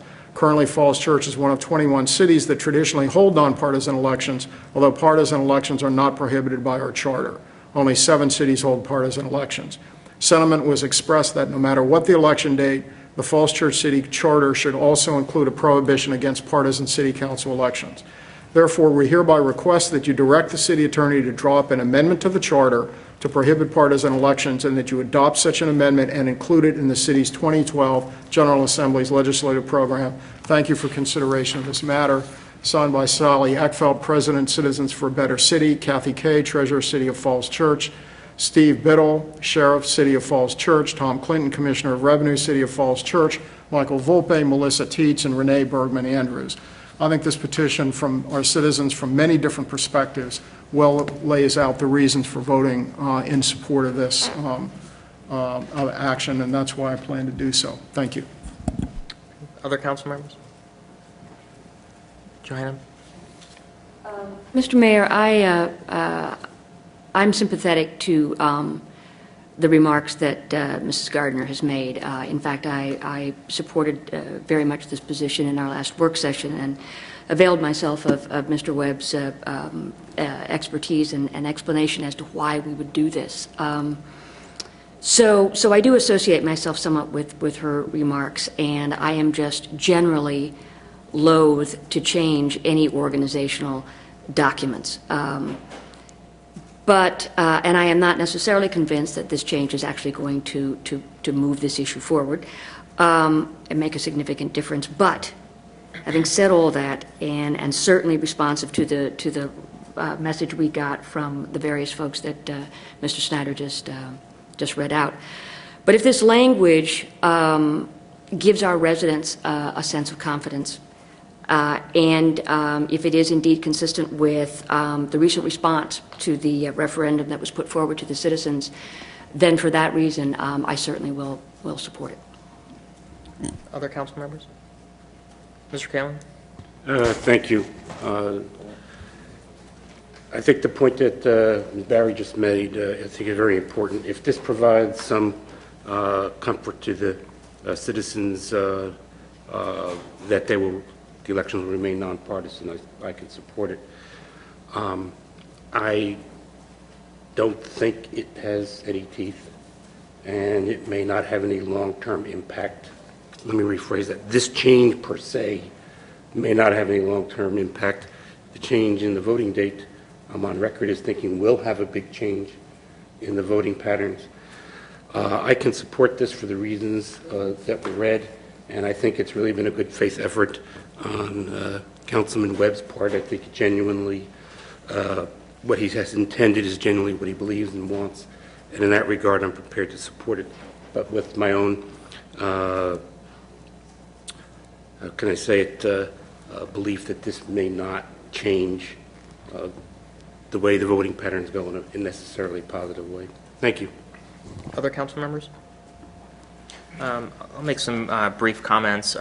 Certainly, in some ways, I do associate myself with Ms. Gardner's comments earlier about what we can and can't do, and certainly if Councilmember Gardner mentioned a resolution, even if this does go forward tonight, I'd be very interested in having a resolution for Ms. Gardner come forward, and certainly I think we can make room for that, but I would encourage Ms. Gardner to also work with the city attorney, given there are some limitations, but we may be able to do something as far as intent, et cetera, just as a resolution that really doesn't alter things. What I will say as far as what's before us tonight, I do think it's an effort genuinely to address some of the concerns that were raised regarding moving our elections to November and the elections becoming partisan. Certainly, I don't think this is any type of magic bullet that fully addresses it. I don't, in fact, think that it gets us all the way there, but I don't think that's really the intent of this this change to begin with. I don't think we should think that we can legislatively prohibit partisanship, because we simply can't. This proposal does address one narrow issue, and that has to do with how candidates get on the ballot, and that's all it does. And it maintains what has been the history in Falls Church as far as individuals going out and seeking signatures, and that's all well and good, and I am going to support it. But again, it's maintaining what we currently do, so I do view it very differently than, for example, how we vote. And I will say that, I think the best way we can ensure that our elections on the local level don't become partisan is that the political parties voluntarily refrain from partisan activity for or against candidates of city council and the school board, and that we hold our candidates to the same standard and encourage them and expect them to do the same, so we don't have political party influence on our city council and school board elections. So I put that out there, and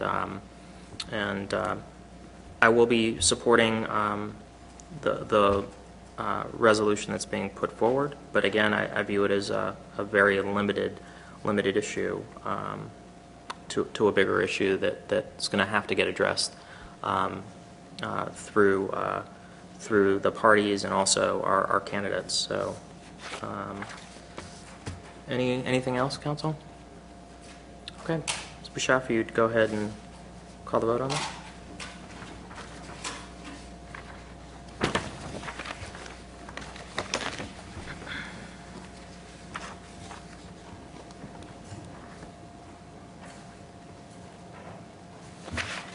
On TR 11-46, Ms. Berry? Yes. Ms. Gardner? No. Mr. Kalin? Yes. Mr. Pepe? Yes. Mr. Snyder? Yes. Mr. Webb? Yes. Mayor Brooke? Yes. Thank you, Council. Council, the next item before you is TR 11-45, resolution adopting the City Falls Church 2012 legislative program. And that's the version that we're looking at is revised 1128. Correct. So it's this version here with revisions starting at line 301. And that's just the excerpted changes, and you had the full legislative program in your packet. Council, the item before you is the 2012 legislative program, as mentioned earlier when Delegate Scott was here to join your council meeting. This item is as discussed at the council meeting with a few minor changes that I want to highlight in a moment. I do want to acknowledge that we had wide distribution to boards and commissions, the email blast that all council packets go to and was posted on the website, so there was an opportunity for community comment. And indeed, you did get quite a bit of citizen involvement from your community groups, being the Electoral Board, the League of Women Voters, your Environmental Services Council, as well as your Library Board of Trustees. In the packet that was changed since you saw it at work session, would be the items, line 284, FOIA. At the work session, council concurred that you did want a FOIA position in there so that FOIA could catch up to the technology changes, and so that those tools can better be utilized to facilitate local government business without eschewing public opportunity and transparency, and I think that is possible. That is consistent with concerns raised by the school board, the planning commission, and indeed the electoral board has something similar in their legislative program. Additionally, since the work session, the Virginia retirement system position found starting at line 301 was modified. So in the handout that you have before you this evening that has the yellow highlights, you have that new text. The strikeout at 305 eliminates the original position that was in the packet, and the new one is put forth. This was language done in concert with the school board chair and then also the superintendent.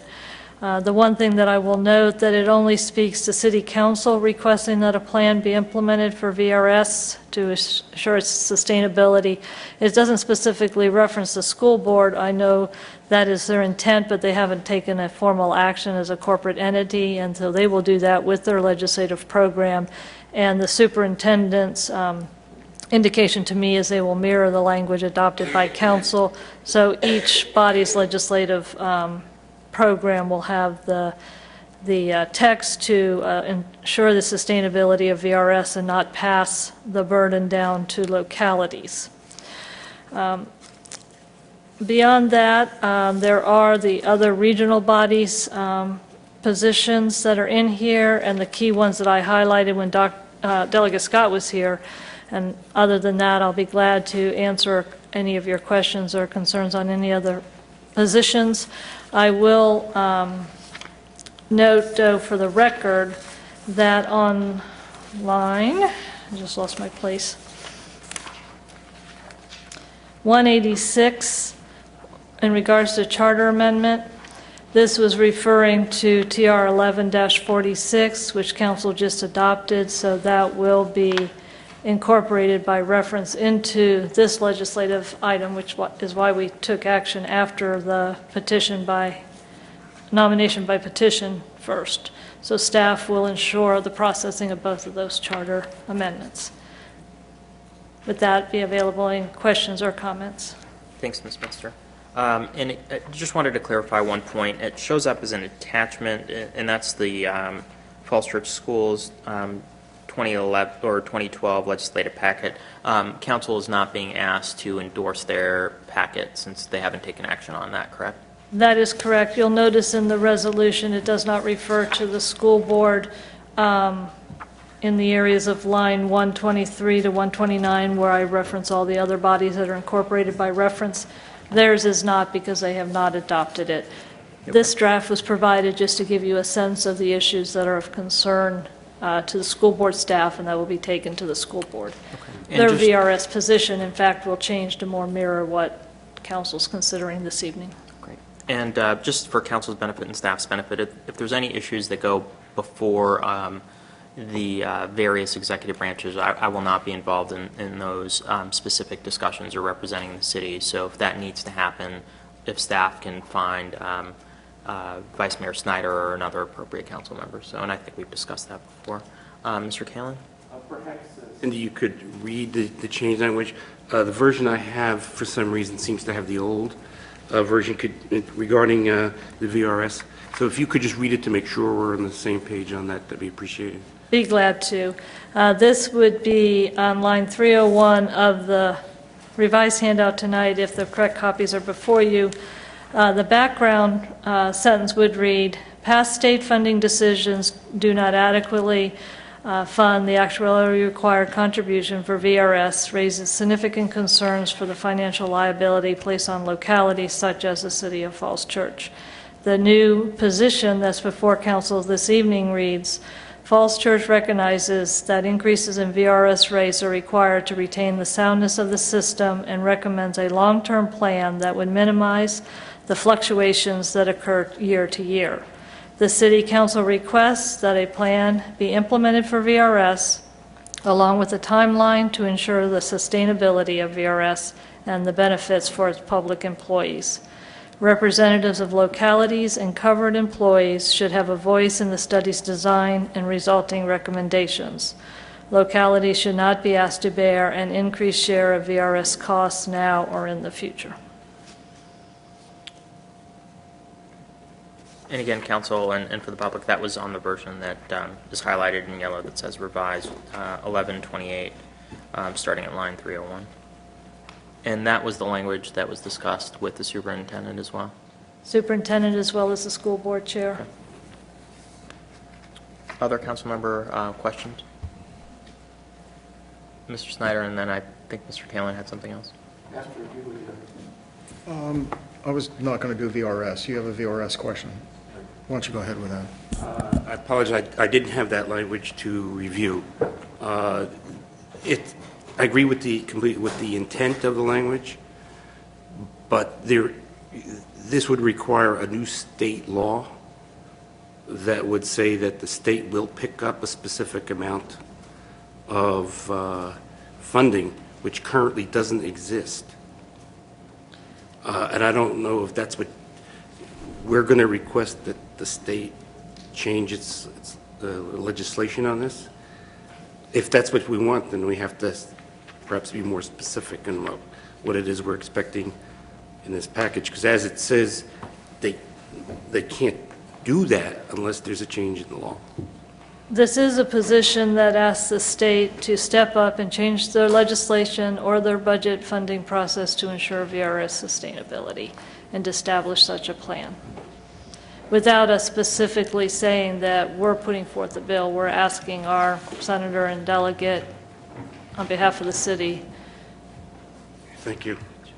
to pursue financial sustainability of the VRS system. I do support the idea. I mean, it's an essential point. I just wondered if the language accomplished that. But if you feel that it will, I can go with that. I think it's broad enough it can. It's not specific legislation. I'm glad to change it. This had some input from the school board chair, as the mayor is aware of. Yeah, and I think this, if I'm not mistaken, the way it normally gets handled, some of these are generally a little bit vague, but staff then briefs our delegate and our congregate, our folks about what our position is, so they can A, track it, and B, when they're down in Richmond, and I assume either Mr. Snyder or Mr. Webb are going to be down in Richmond at some point. So certainly, I think they can be advocating for those positions as we understand them. But I think that's really the intent was that. It does give staff the intent of council's concerns, and then there's often numerous bills and little things that have parts and pieces that we try to track as the aggregate to see if it's consistent with the intent. If it's too narrow, I might have to come back to you and see if you were supporting a bill that's fast moving through.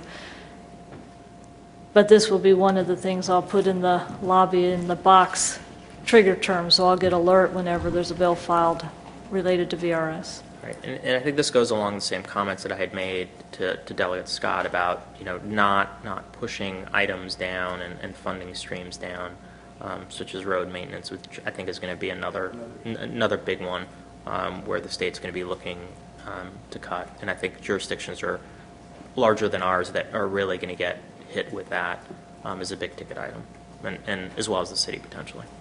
Mr. Kalin, Mr. Berry. I had something on VRS. Your mic, Ms. Berry. I had something on VRS, but I want to acknowledge that Mr. Snyder also was next in line. So, Mr. Snyder, if it's all right with you, why don't we stay with VRS and then we'll move to non-VRS items. And this is somewhat to Mr. Kalin's point, but in these legislative packets, what concerned, and I don't know how you generally structure these things, but what concerned me about this language was the City Council requests a plan be implemented. Now, there's no timeline, so a plan could be FY13, FY17, FY20? I mean, I don't know. Is it generally protocol to suggest plans without a timeline, or again, is that one of those things that gets more specific and gets hammered out as you're down in Richmond? It can get more specific and hammered out down in Richmond, but it is also council's prerogative to be more specific. It is going into the 2012 General Assembly, so generally one tries to get that done within that session or within that biennium budget. I wouldn't put a specific year on it per se, but if you wanted to be more immediate within the next fiscal year, there is a 2008 study out there where they identified a lot of the issues that Mr. Kalin has been speaking to and has found out during his interview. So just actually getting them to implement a plan would be potentially a positive step forward. Mr. Cameron?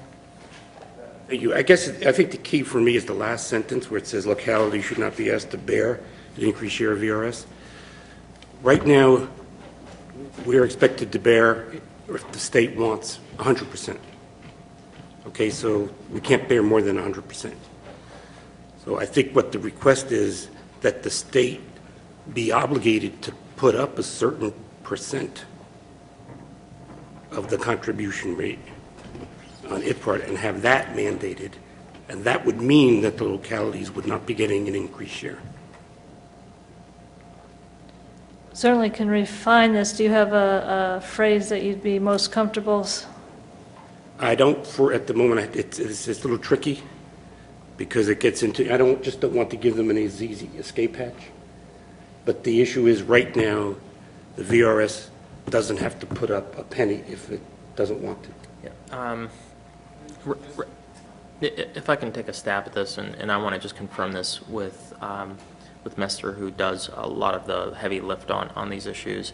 I think as long as we make our intent clear, staff can then describe sort of what we're trying to drive at rather than trying to perfect this language from the dais, which I always think can be dangerous. But certainly I'm open to it if we think that it doesn't give staff enough direction as they're working with Delegate Scott and also Senator Sasslaw.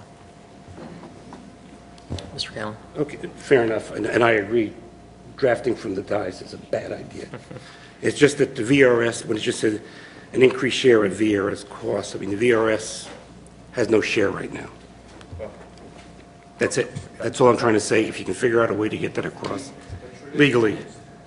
Right, but one of the things we could specify, maybe this gets at the broad concept without getting specific, is where we talk about bearing an increased share, probably you need to work in something about any predictable share, because that's the other big part that really doesn't get mentioned here, and that's one of the hardest parts we have every year because of the fluctuations up and down when they play the political games every year. So maybe the predictable is a word or something that gets in that direction, just as a suggestion. I think that may help to get us there. And I think probably the word bear an increased share, the word increase is part of the concern because of the way it's currently structured. And so maybe it could be not be asked to bear an unreasonable share. That's pretty broad, but I clearly know that you all don't want it worse, and it needs to be better. Yeah, I would be careful with that. Again, this goes to trying to draft this up from here. That could have unintended question about what bear means. And if we're traditionally providing X amount, they may not think 5% more is a heavy burden. We may. So, I think we should keep the language very general. I think staff knows where we're headed, and this is really intended not to have the buck pass to localities amongst the very many other items that we think the state may try to do.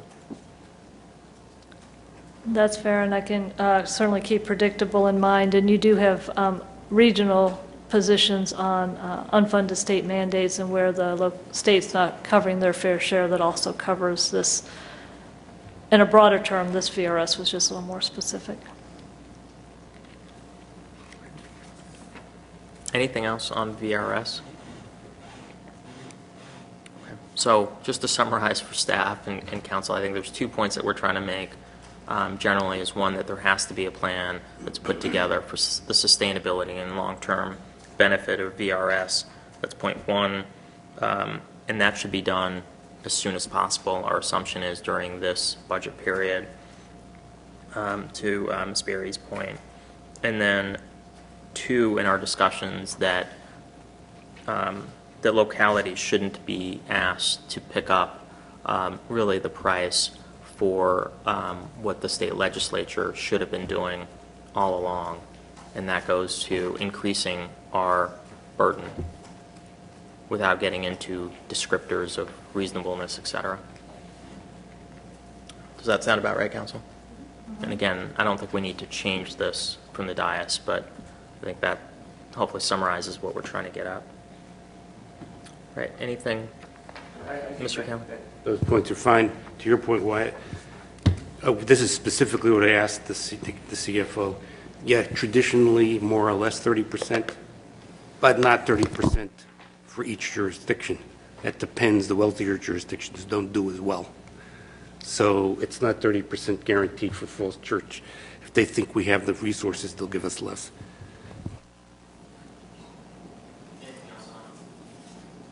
Anything else on VRS before we move on to the other item?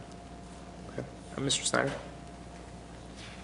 Just very quickly, when this came up in work session, I suggested some language on state funding of stormwater improvements in Chesapeake Bay. Is there anything in the current legislative package on that? I did not add additional language beyond what the Environmental Services Council did, and my apologies if I did not get specific enough. I'm trying to turn to their attachment. I'm not going to engage in wordsmithing tonight, but if the rest of the council would agree to some language be added, it's basically a placeholder. I think it's worthwhile doing that. Mr. Foster, can we, I know that this has to go forward, is there a way that we can placehold this for staff to develop language without this coming back and getting tied up?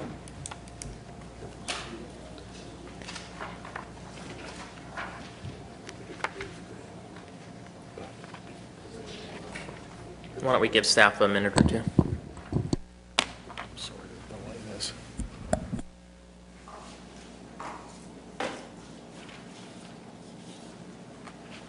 And I'm always glad, as I noted in the staff report, as critical things come up, or if need be on this matter, to bring it back for an amendment. I was looking for the ESC's item because they included quite a few things on funding and regulations.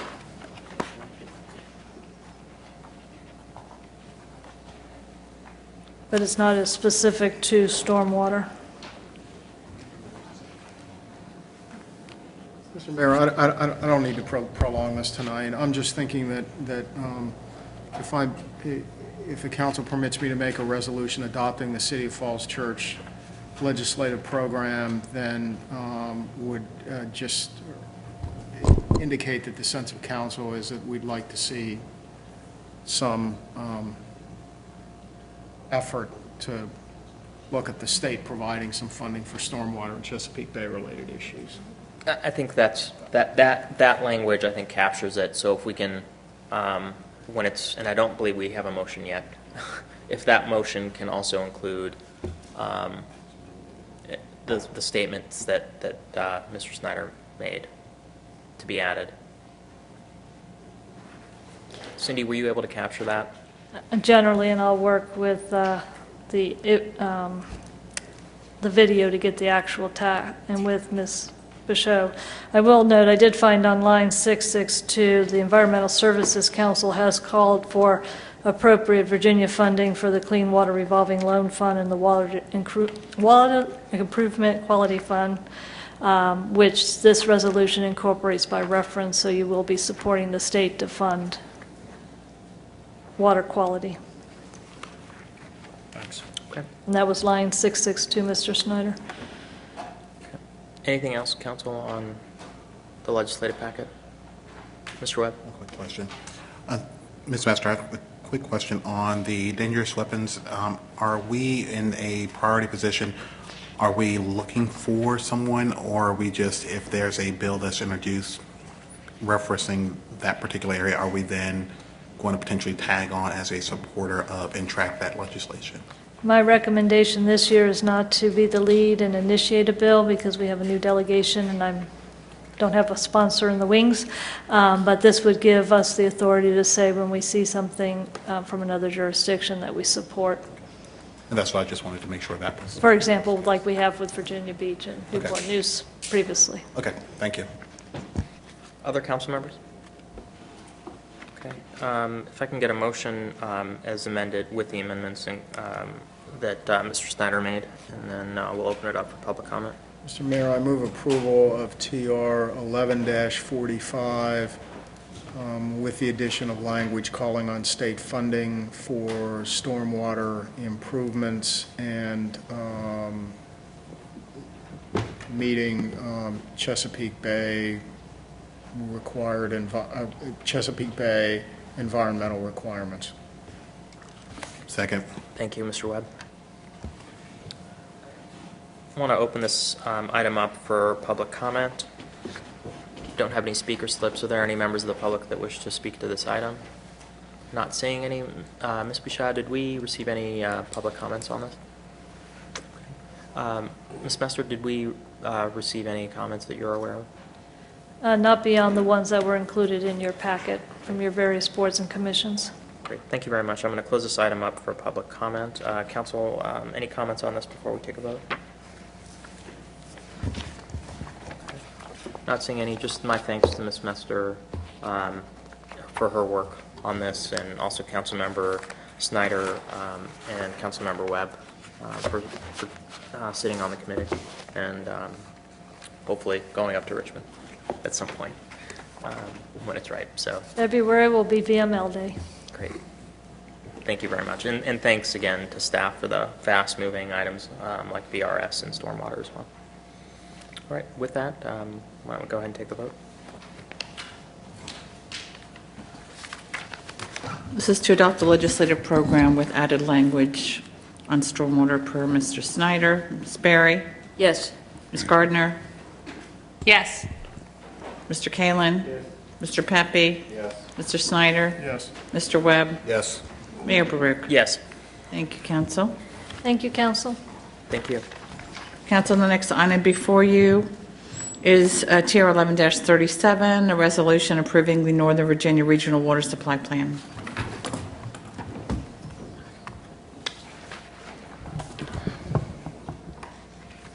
Council, you have before you this evening a resolution to adopt the Northern Virginia Regional Water Supply Plan.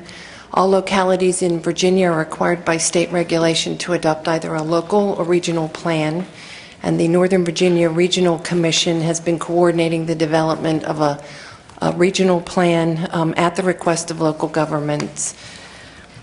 They've submitted that draft plan on November 2nd, pending additional approvals from the participating local governments. Your materials outline the purpose and the elements of the plan. I won't go into a lot of detail at this point, but it does comply with all the regulatory requirements. The key elements of the plan that are specific to Falls Church: the city is projected to experience a water surplus through the 2040 planning period. Our drought ordinance and our response plan complies with state regulations. The city and its water utility are promoting and practicing water conservation.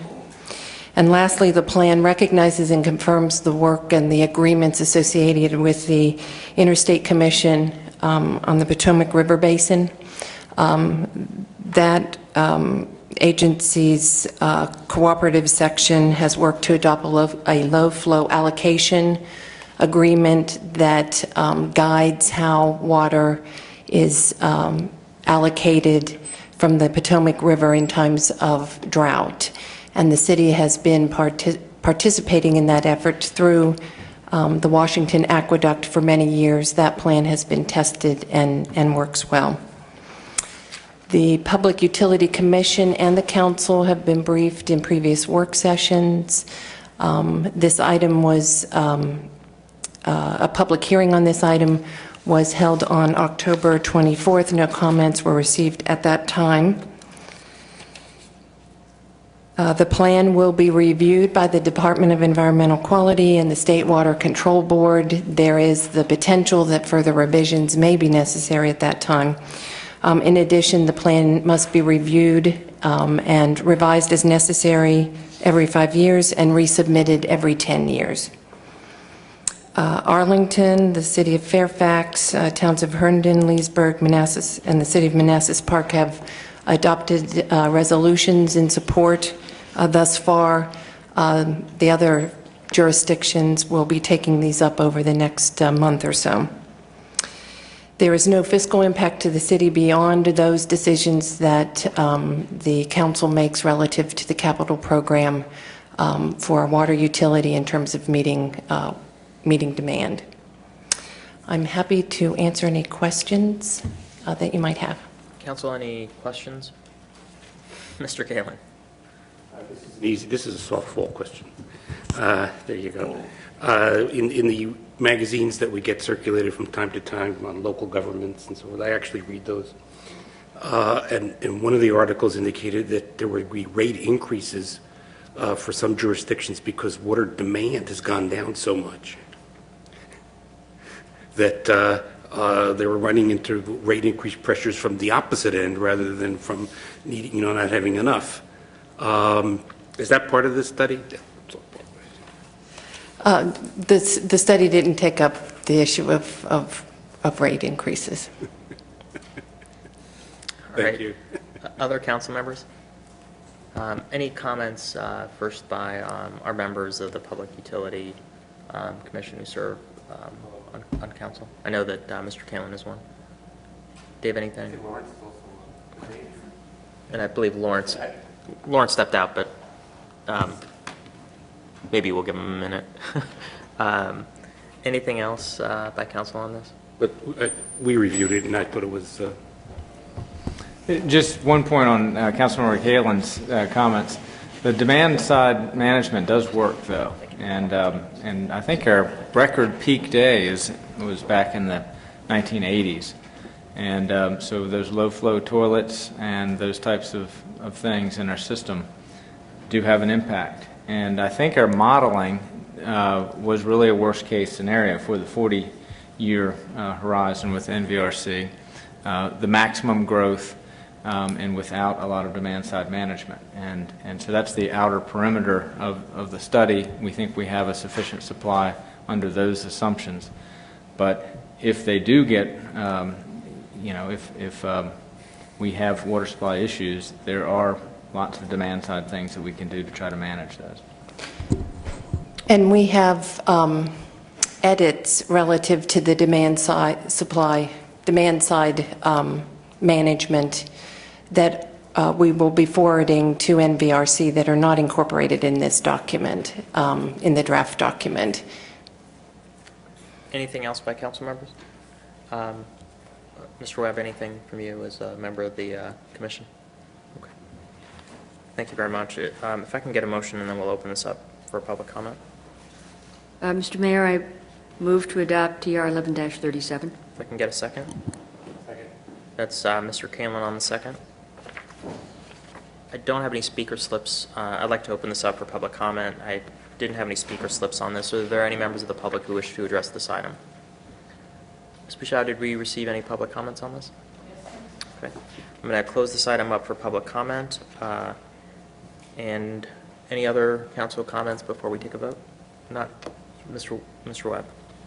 Just very briefly, just want to thank Ms. Krill and the utility staff for their work on this.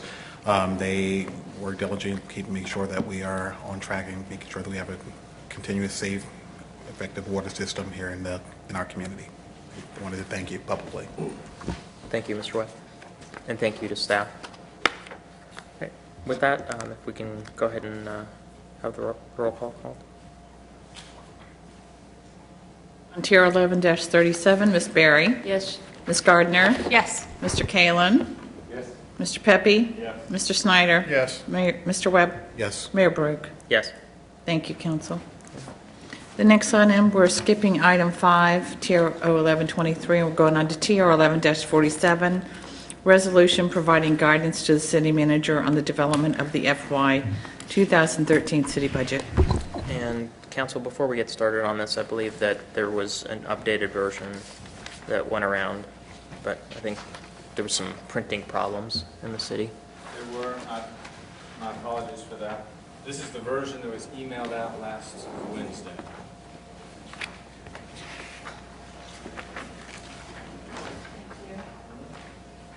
So the red text is the edited text. One more check. And council, this was my efforts to further try to capture what we described in the work session with the red lines. So just for clarity again, the additions by Mr. Shields are in underlined black, and then the track changes in red and blue are my efforts to further capture what I thought I heard from council. And Mr. Shields has looked at these along with our CFO, and I think they're thinking that this is workable text.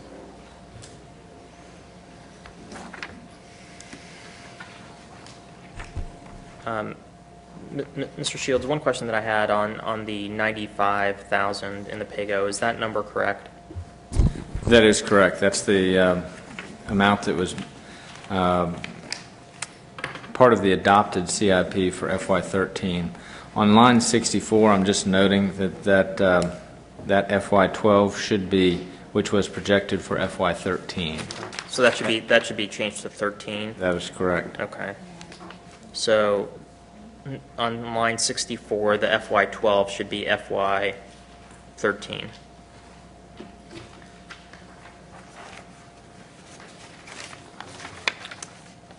So that what that stands for is the proposition that, well, the mayor can speak to it, but that the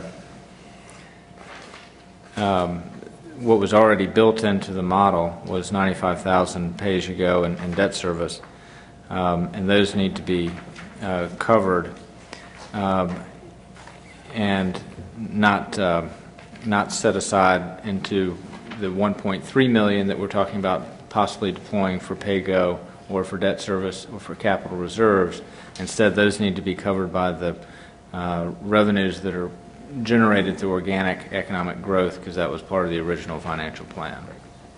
I think that's exactly right. So said in other words, there was already a financial plan for minimum efforts, and again, I underscore minimum efforts on line 64 on pay-go and debt service, which were sort of built into the model.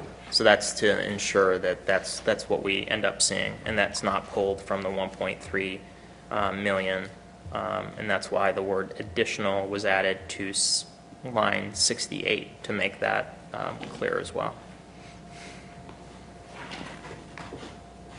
And then the line in edit at 75 was just a sense of council, in addition to the other priorities that are listed, that the budget also focused on capital improvements in infrastructure, which was a general comment and consensus that I thought we had at the work session as well.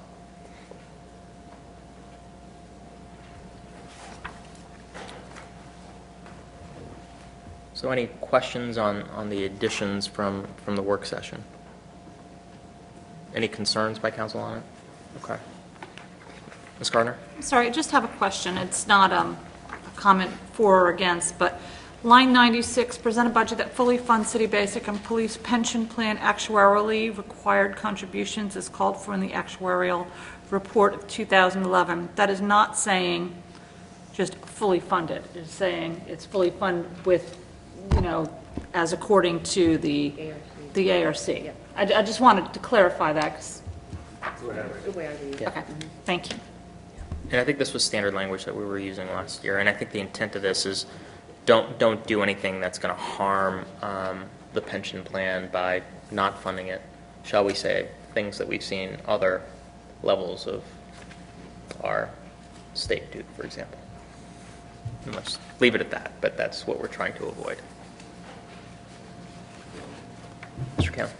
I just want to do, comparing the two plans that we've been discussing today, the city's management of its plans, both of the basic and the police, has been absolutely exemplary, and it shows a conscientiousness that the city as a sponsor has taken its responsibilities very seriously and has taken care of and met its, even when financially difficult, its obligations to its employees and retirees. I think that's worth noting. Councilmember questions?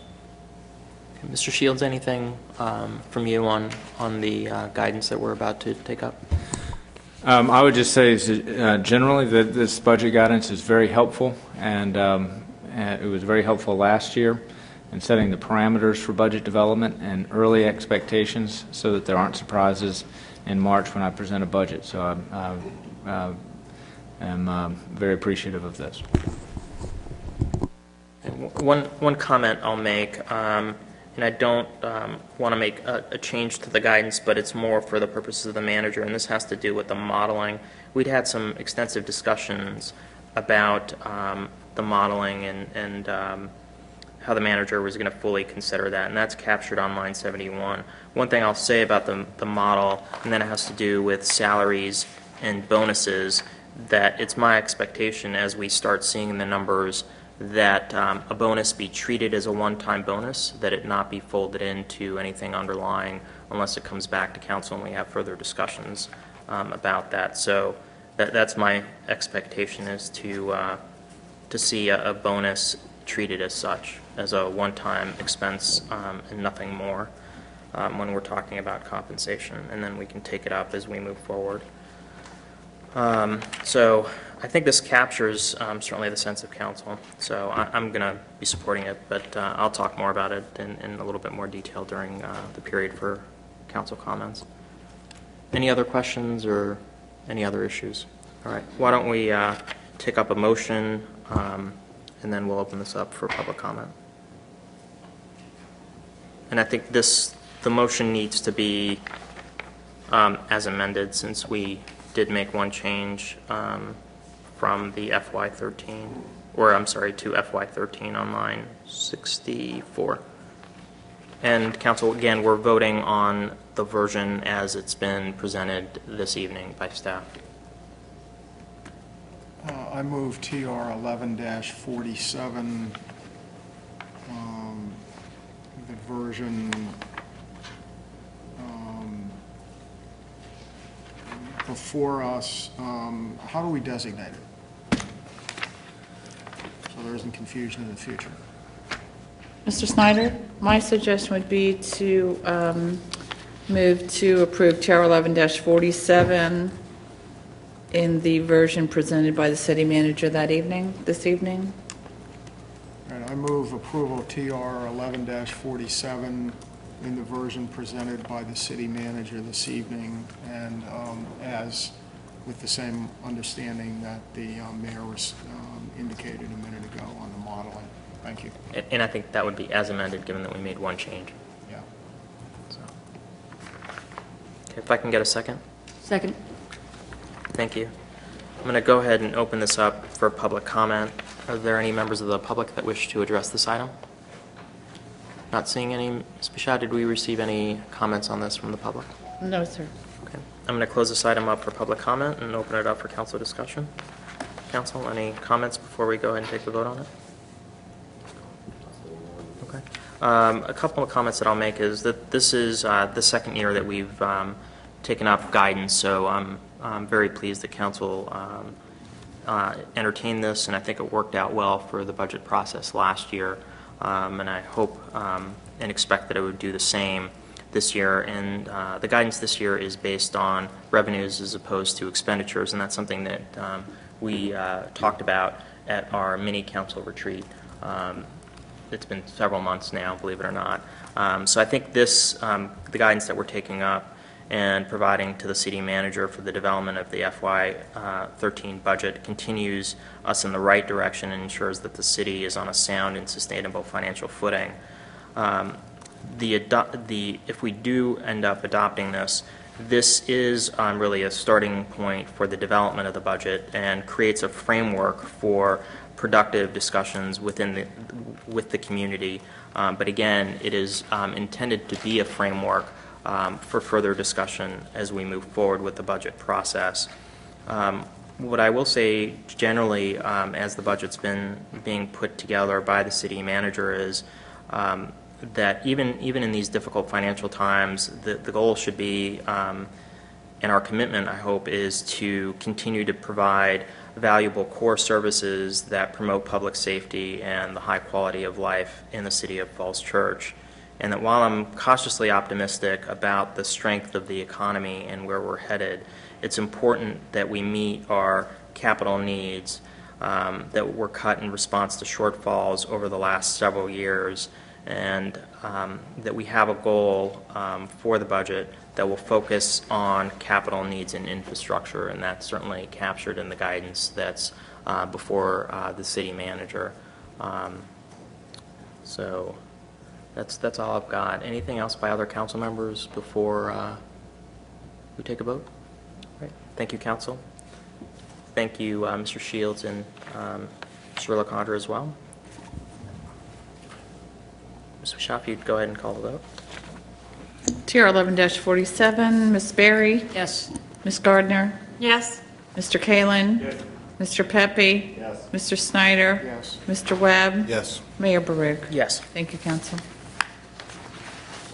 Thank The you. next item before you, council, TR 11-44. This is a resolution of the City Council of the City of Falls Church, Virginia, authorizing the issuance and sale of general obligation public improvement bonds, Series 2011. Mr. LaCondra, welcome back. It's still Monday, right? Still Monday, still happy. What you have before you is a resolution to authorize general obligation bonds not exceeding $10 million. What this does is it finalizes the budget amendment that was done before, because part of that budget amendment included the refinancing of the two bond issues mentioned in this resolution.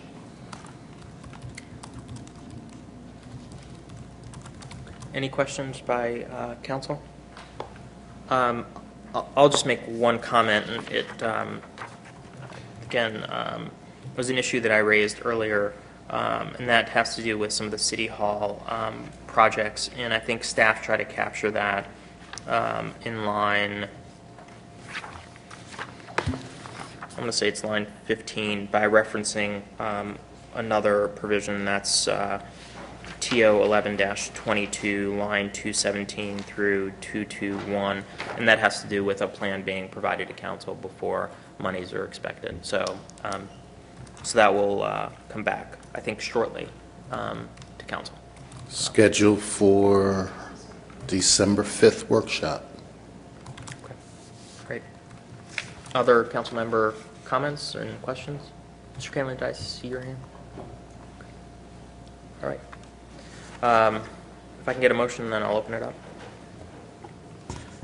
Mr. Mayor, I move adoption of TR 11-44. If I can get a second, please. Second. Second by Mr. Kalin. I'd like to open this up for public comment. Don't have any speaker slips. Are there any members of the public who wish to address this item? I'm not seeing any. Ms. Bichot, did we receive any comments on this from the public via email or in writing? No, sir. Okay. I'm going to go ahead and close this item up for public comment. And council, any comments before we vote on this? No? Great. And the one item I'll just draw attention to is I think this begins our first discussions, really, of putting the process out for addressing some of the public safety needs and the various items that are on this proposal. But so I'm satisfied with it, and I'll be supporting it. So with that, if we can go ahead and call the vote.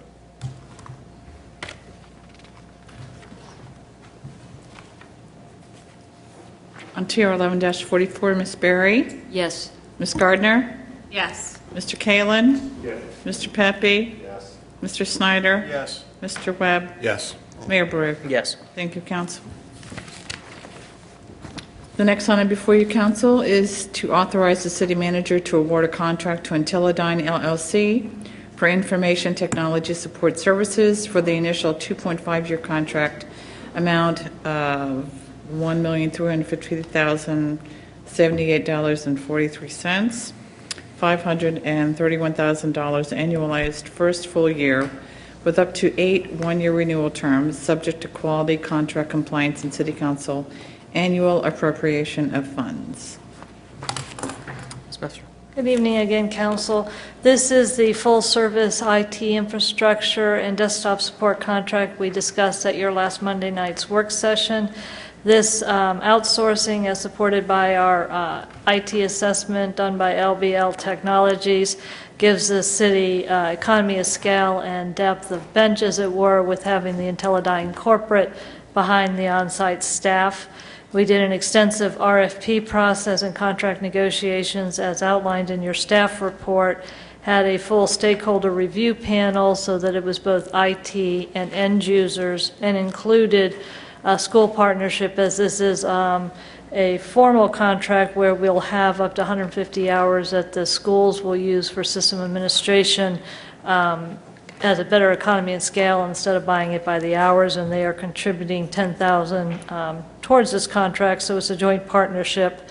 And as I mentioned at the work session as well, Councilman Gardner was willing to review both our process, the content, and the contract using her IT and contract experience, and commented at the work session, and I do appreciate that support. The contract terms, as noted in the long title, and the request before you this evening is to authorize the city manager to award this contract for the initial term of 2.5 years. I have noted in the staff report some minor changes to reflect our conversation, as you see under the request, but this is to include also up to 8 one-year renewal terms, but they are optional based on contract compliance for quality of service, based on the metrics that we'll monitor, and also, of course, to Council's annual appropriations during the budget process. With that, I'll be glad to answer any questions that you may have. Council, questions on this?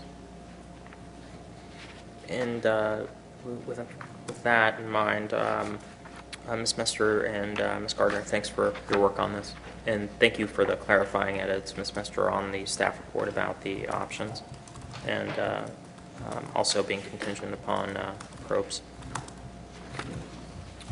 Any other questions, Council? All right, if I can get a motion, and then we'll open this up for public comment. Mr. Mayor, I move to authorize the city manager to award a contract to Intellidyne LLC for information technology support services for the initial 2.5-year contract term amount of not to exceed $1,353,078.43, $531,000 annualized first full year, and for up to 8 one-year renewal terms subject to quality, contract compliance, and city council annual appropriation. Thank you. If I can get a second? Second. Thank you. I'd like to open this up to any public comments. If there are any members of the public that wish to address this item. Ms. Messer, Ms. Bouchard, did we get any public comments on this? No, sir. I'm going to go ahead and close this item up for public comment. Any council member comments? Seeing none? Why don't we go ahead and take the vote? If I can just ask a question about the motion. Ms. Gardner, your motion included the language for the initial 2.5-year contract term? Mm-hmm. Yes. Okay. Thank you. Go ahead and take the roll, please. I'll call the roll on this one for the Intellidyne contract. Ms. Berry? Yes. Ms. Gardner? Yes. Mr. Kalin? Yes. Mr. Pepe? Yes. Mr. Snyder? Yes. Mr. Webb? Yes. Mayor Baruch? Yes. Thank you, Council. Council, the next one before you is consent items, the candidates for reappointment to boards and commissions. Okay. Do any members of the council wish to take any items off consent? Not seeing any. Why don't we move forward? Would you like me to read it, who you have before you? Yes, please. For reappointment to boards and commissions, Joseph P. Douglas to the Towing Advisory Board. He's a towing company rep. for the term 12/1/11 through 11/30/14. Kathy Hammer for the EDA from 12/1/11 to 11/30/15. Addison Hurd for the CACT from February 1st, 2012 to January 31st, 2015. Thank you. If I can get a motion on consent, please. I move the consent. Do you move to adopt the consent? Adopt the consent item. Thank you. If I can get a second. Second. Who was the second, please? Thank you. I think it's Mr. Webb. All right. If I can get the roll call on the consent, please. Ms. Berry? Yes. Ms. Gardner? Yes. Mr. Kalin? Mr. Pepe? Yes. Mr. Snyder? Yes. Mr. Webb? Yes. Mayor Baruch? Yes. Thank you, Council. Okay, there is no business not on the agenda. Council member comments and requests? Council, any comments or requests? Any committees that need a report out? Now would be your opportunity. Okay. And just my thanks to the Budget and Finance Committee as well. I should have thanked them earlier for their work on the guidance to the city manager on the budget. My apologies for not acknowledging you all earlier. One item, and Ms. Bouchow sent us an email about this earlier, but this is regarding the NIMS training. NIMS training. And that has to do with our continuing operations plan and emergency operations planning efforts.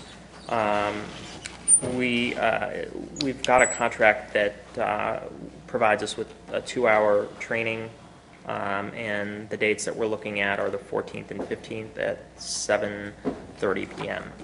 So I would encourage that we do this.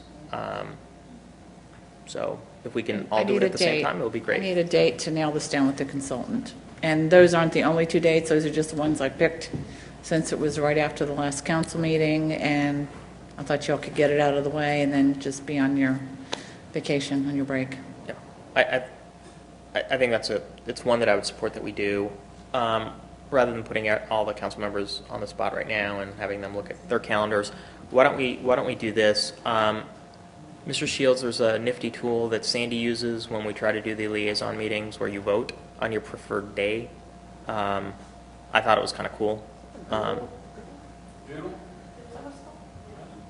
And it also works on your mobile devices, apparently. So if we can try to incorporate that, but please, please, please vote. Or the way it works is, the highest vote getter gets that day. So why don't we give that a try? And again, council, please vote so we can schedule this important training. I think that's all I had to report. Just looking at the agenda, so right now what's on the work session for the 5th is the Affordable Housing Fund annual water utility report, the ward ordinance change, and then the 12th, which is our last meeting before we go to recess, we're going to have the pension resolution per federal mandates on veterans, and the ward change with any changes that we may make. And then the zoning, Mr. Shields, would be added to that, that we removed from the calendar. That was it's TO 11-23, the zoning change that dealt with maintenance. And council, there was an amendment or a change to that language, so I'm sure we'll see it in the packet coming up, that addresses one point that I had raised earlier at the work session. And I think we were also talking in terms of council schedule, bringing back the facilities plan on December 5th. Yes, I'm sorry. I think Mr. LaCondre might be ready for financial policies and the financial statement. We can confirm workload, but... That's correct. And I'd like to see the financial policies come forward that day as well as the fiscal plan, because we need to have a good sense of that as we start looking at the budget process, which is going to be well underway when we get back from the winter recess. So it may be a little bit heavy on Wednesday, but we'll get through it. But I think we need to knock these items out before we turn to the budget, which is going to be fast approaching. All right. Then we are on to approval of minutes of previous meetings. I had provided Ms. Bouchow on the November 14th minutes, just one edit, and that had to do with the reasons why I gave the disclosure after we came out rather than the beginning, that being that I hadn't anticipated that item was going to be on, and it was added late in the day. So I'm sorry, Mr. Mayor, what was, This was I on the didn't understand what your edit was, because I did check the, for November 14th, you did make it after you came out of closed session. Correct. Not before. Correct. And the reasons stated were that the item was added late in the day. So I didn't know that it was going to be discussed. Okay, so want me to add the reason why you made the disclosure? Right. Okay. At that point, rather than the beginning. All right. Any other edits to the November 14th meeting? And Ms. Berry and Mr. Pepe were absent at that meeting, so I don't know if they wish to abstain or not. But if I can get a motion for that set of meetings, please. And that's on the November 14th. Mr. Mayor, I move approval of minutes of November 14th, 2011, as corrected. If I can get a second. Second. It's Mr. Snyder on the second. All in favor, say aye. Aye. Any opposed? Abstain. Abstentions. There's 2 abstentions, Ms. Berry and Mr. Pepe abstaining. Mayor, I move approval of the minutes of June 13, 2011. Are there any edits? If I can get a second, please. Second. Okay. All in favor of the June 13, 2011, say aye. Aye. Any opposed? Any abstentions? Okay. The June 13th minutes are also approved.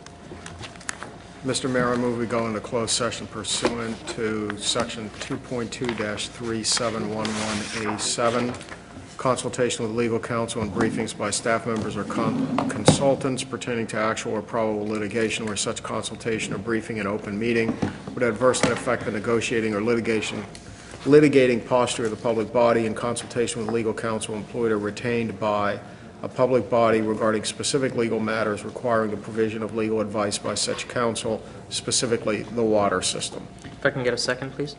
Second. It's Mr. Webb on the second. Mayor Baruch, yes. Vice Mayor Snyder? Yes. Councilmember Berry? Yes. Councilmember Gardner? Yes. Councilmember Kalin? Yes. Councilmember Pepe? Yes. Councilmember Webb? Yes.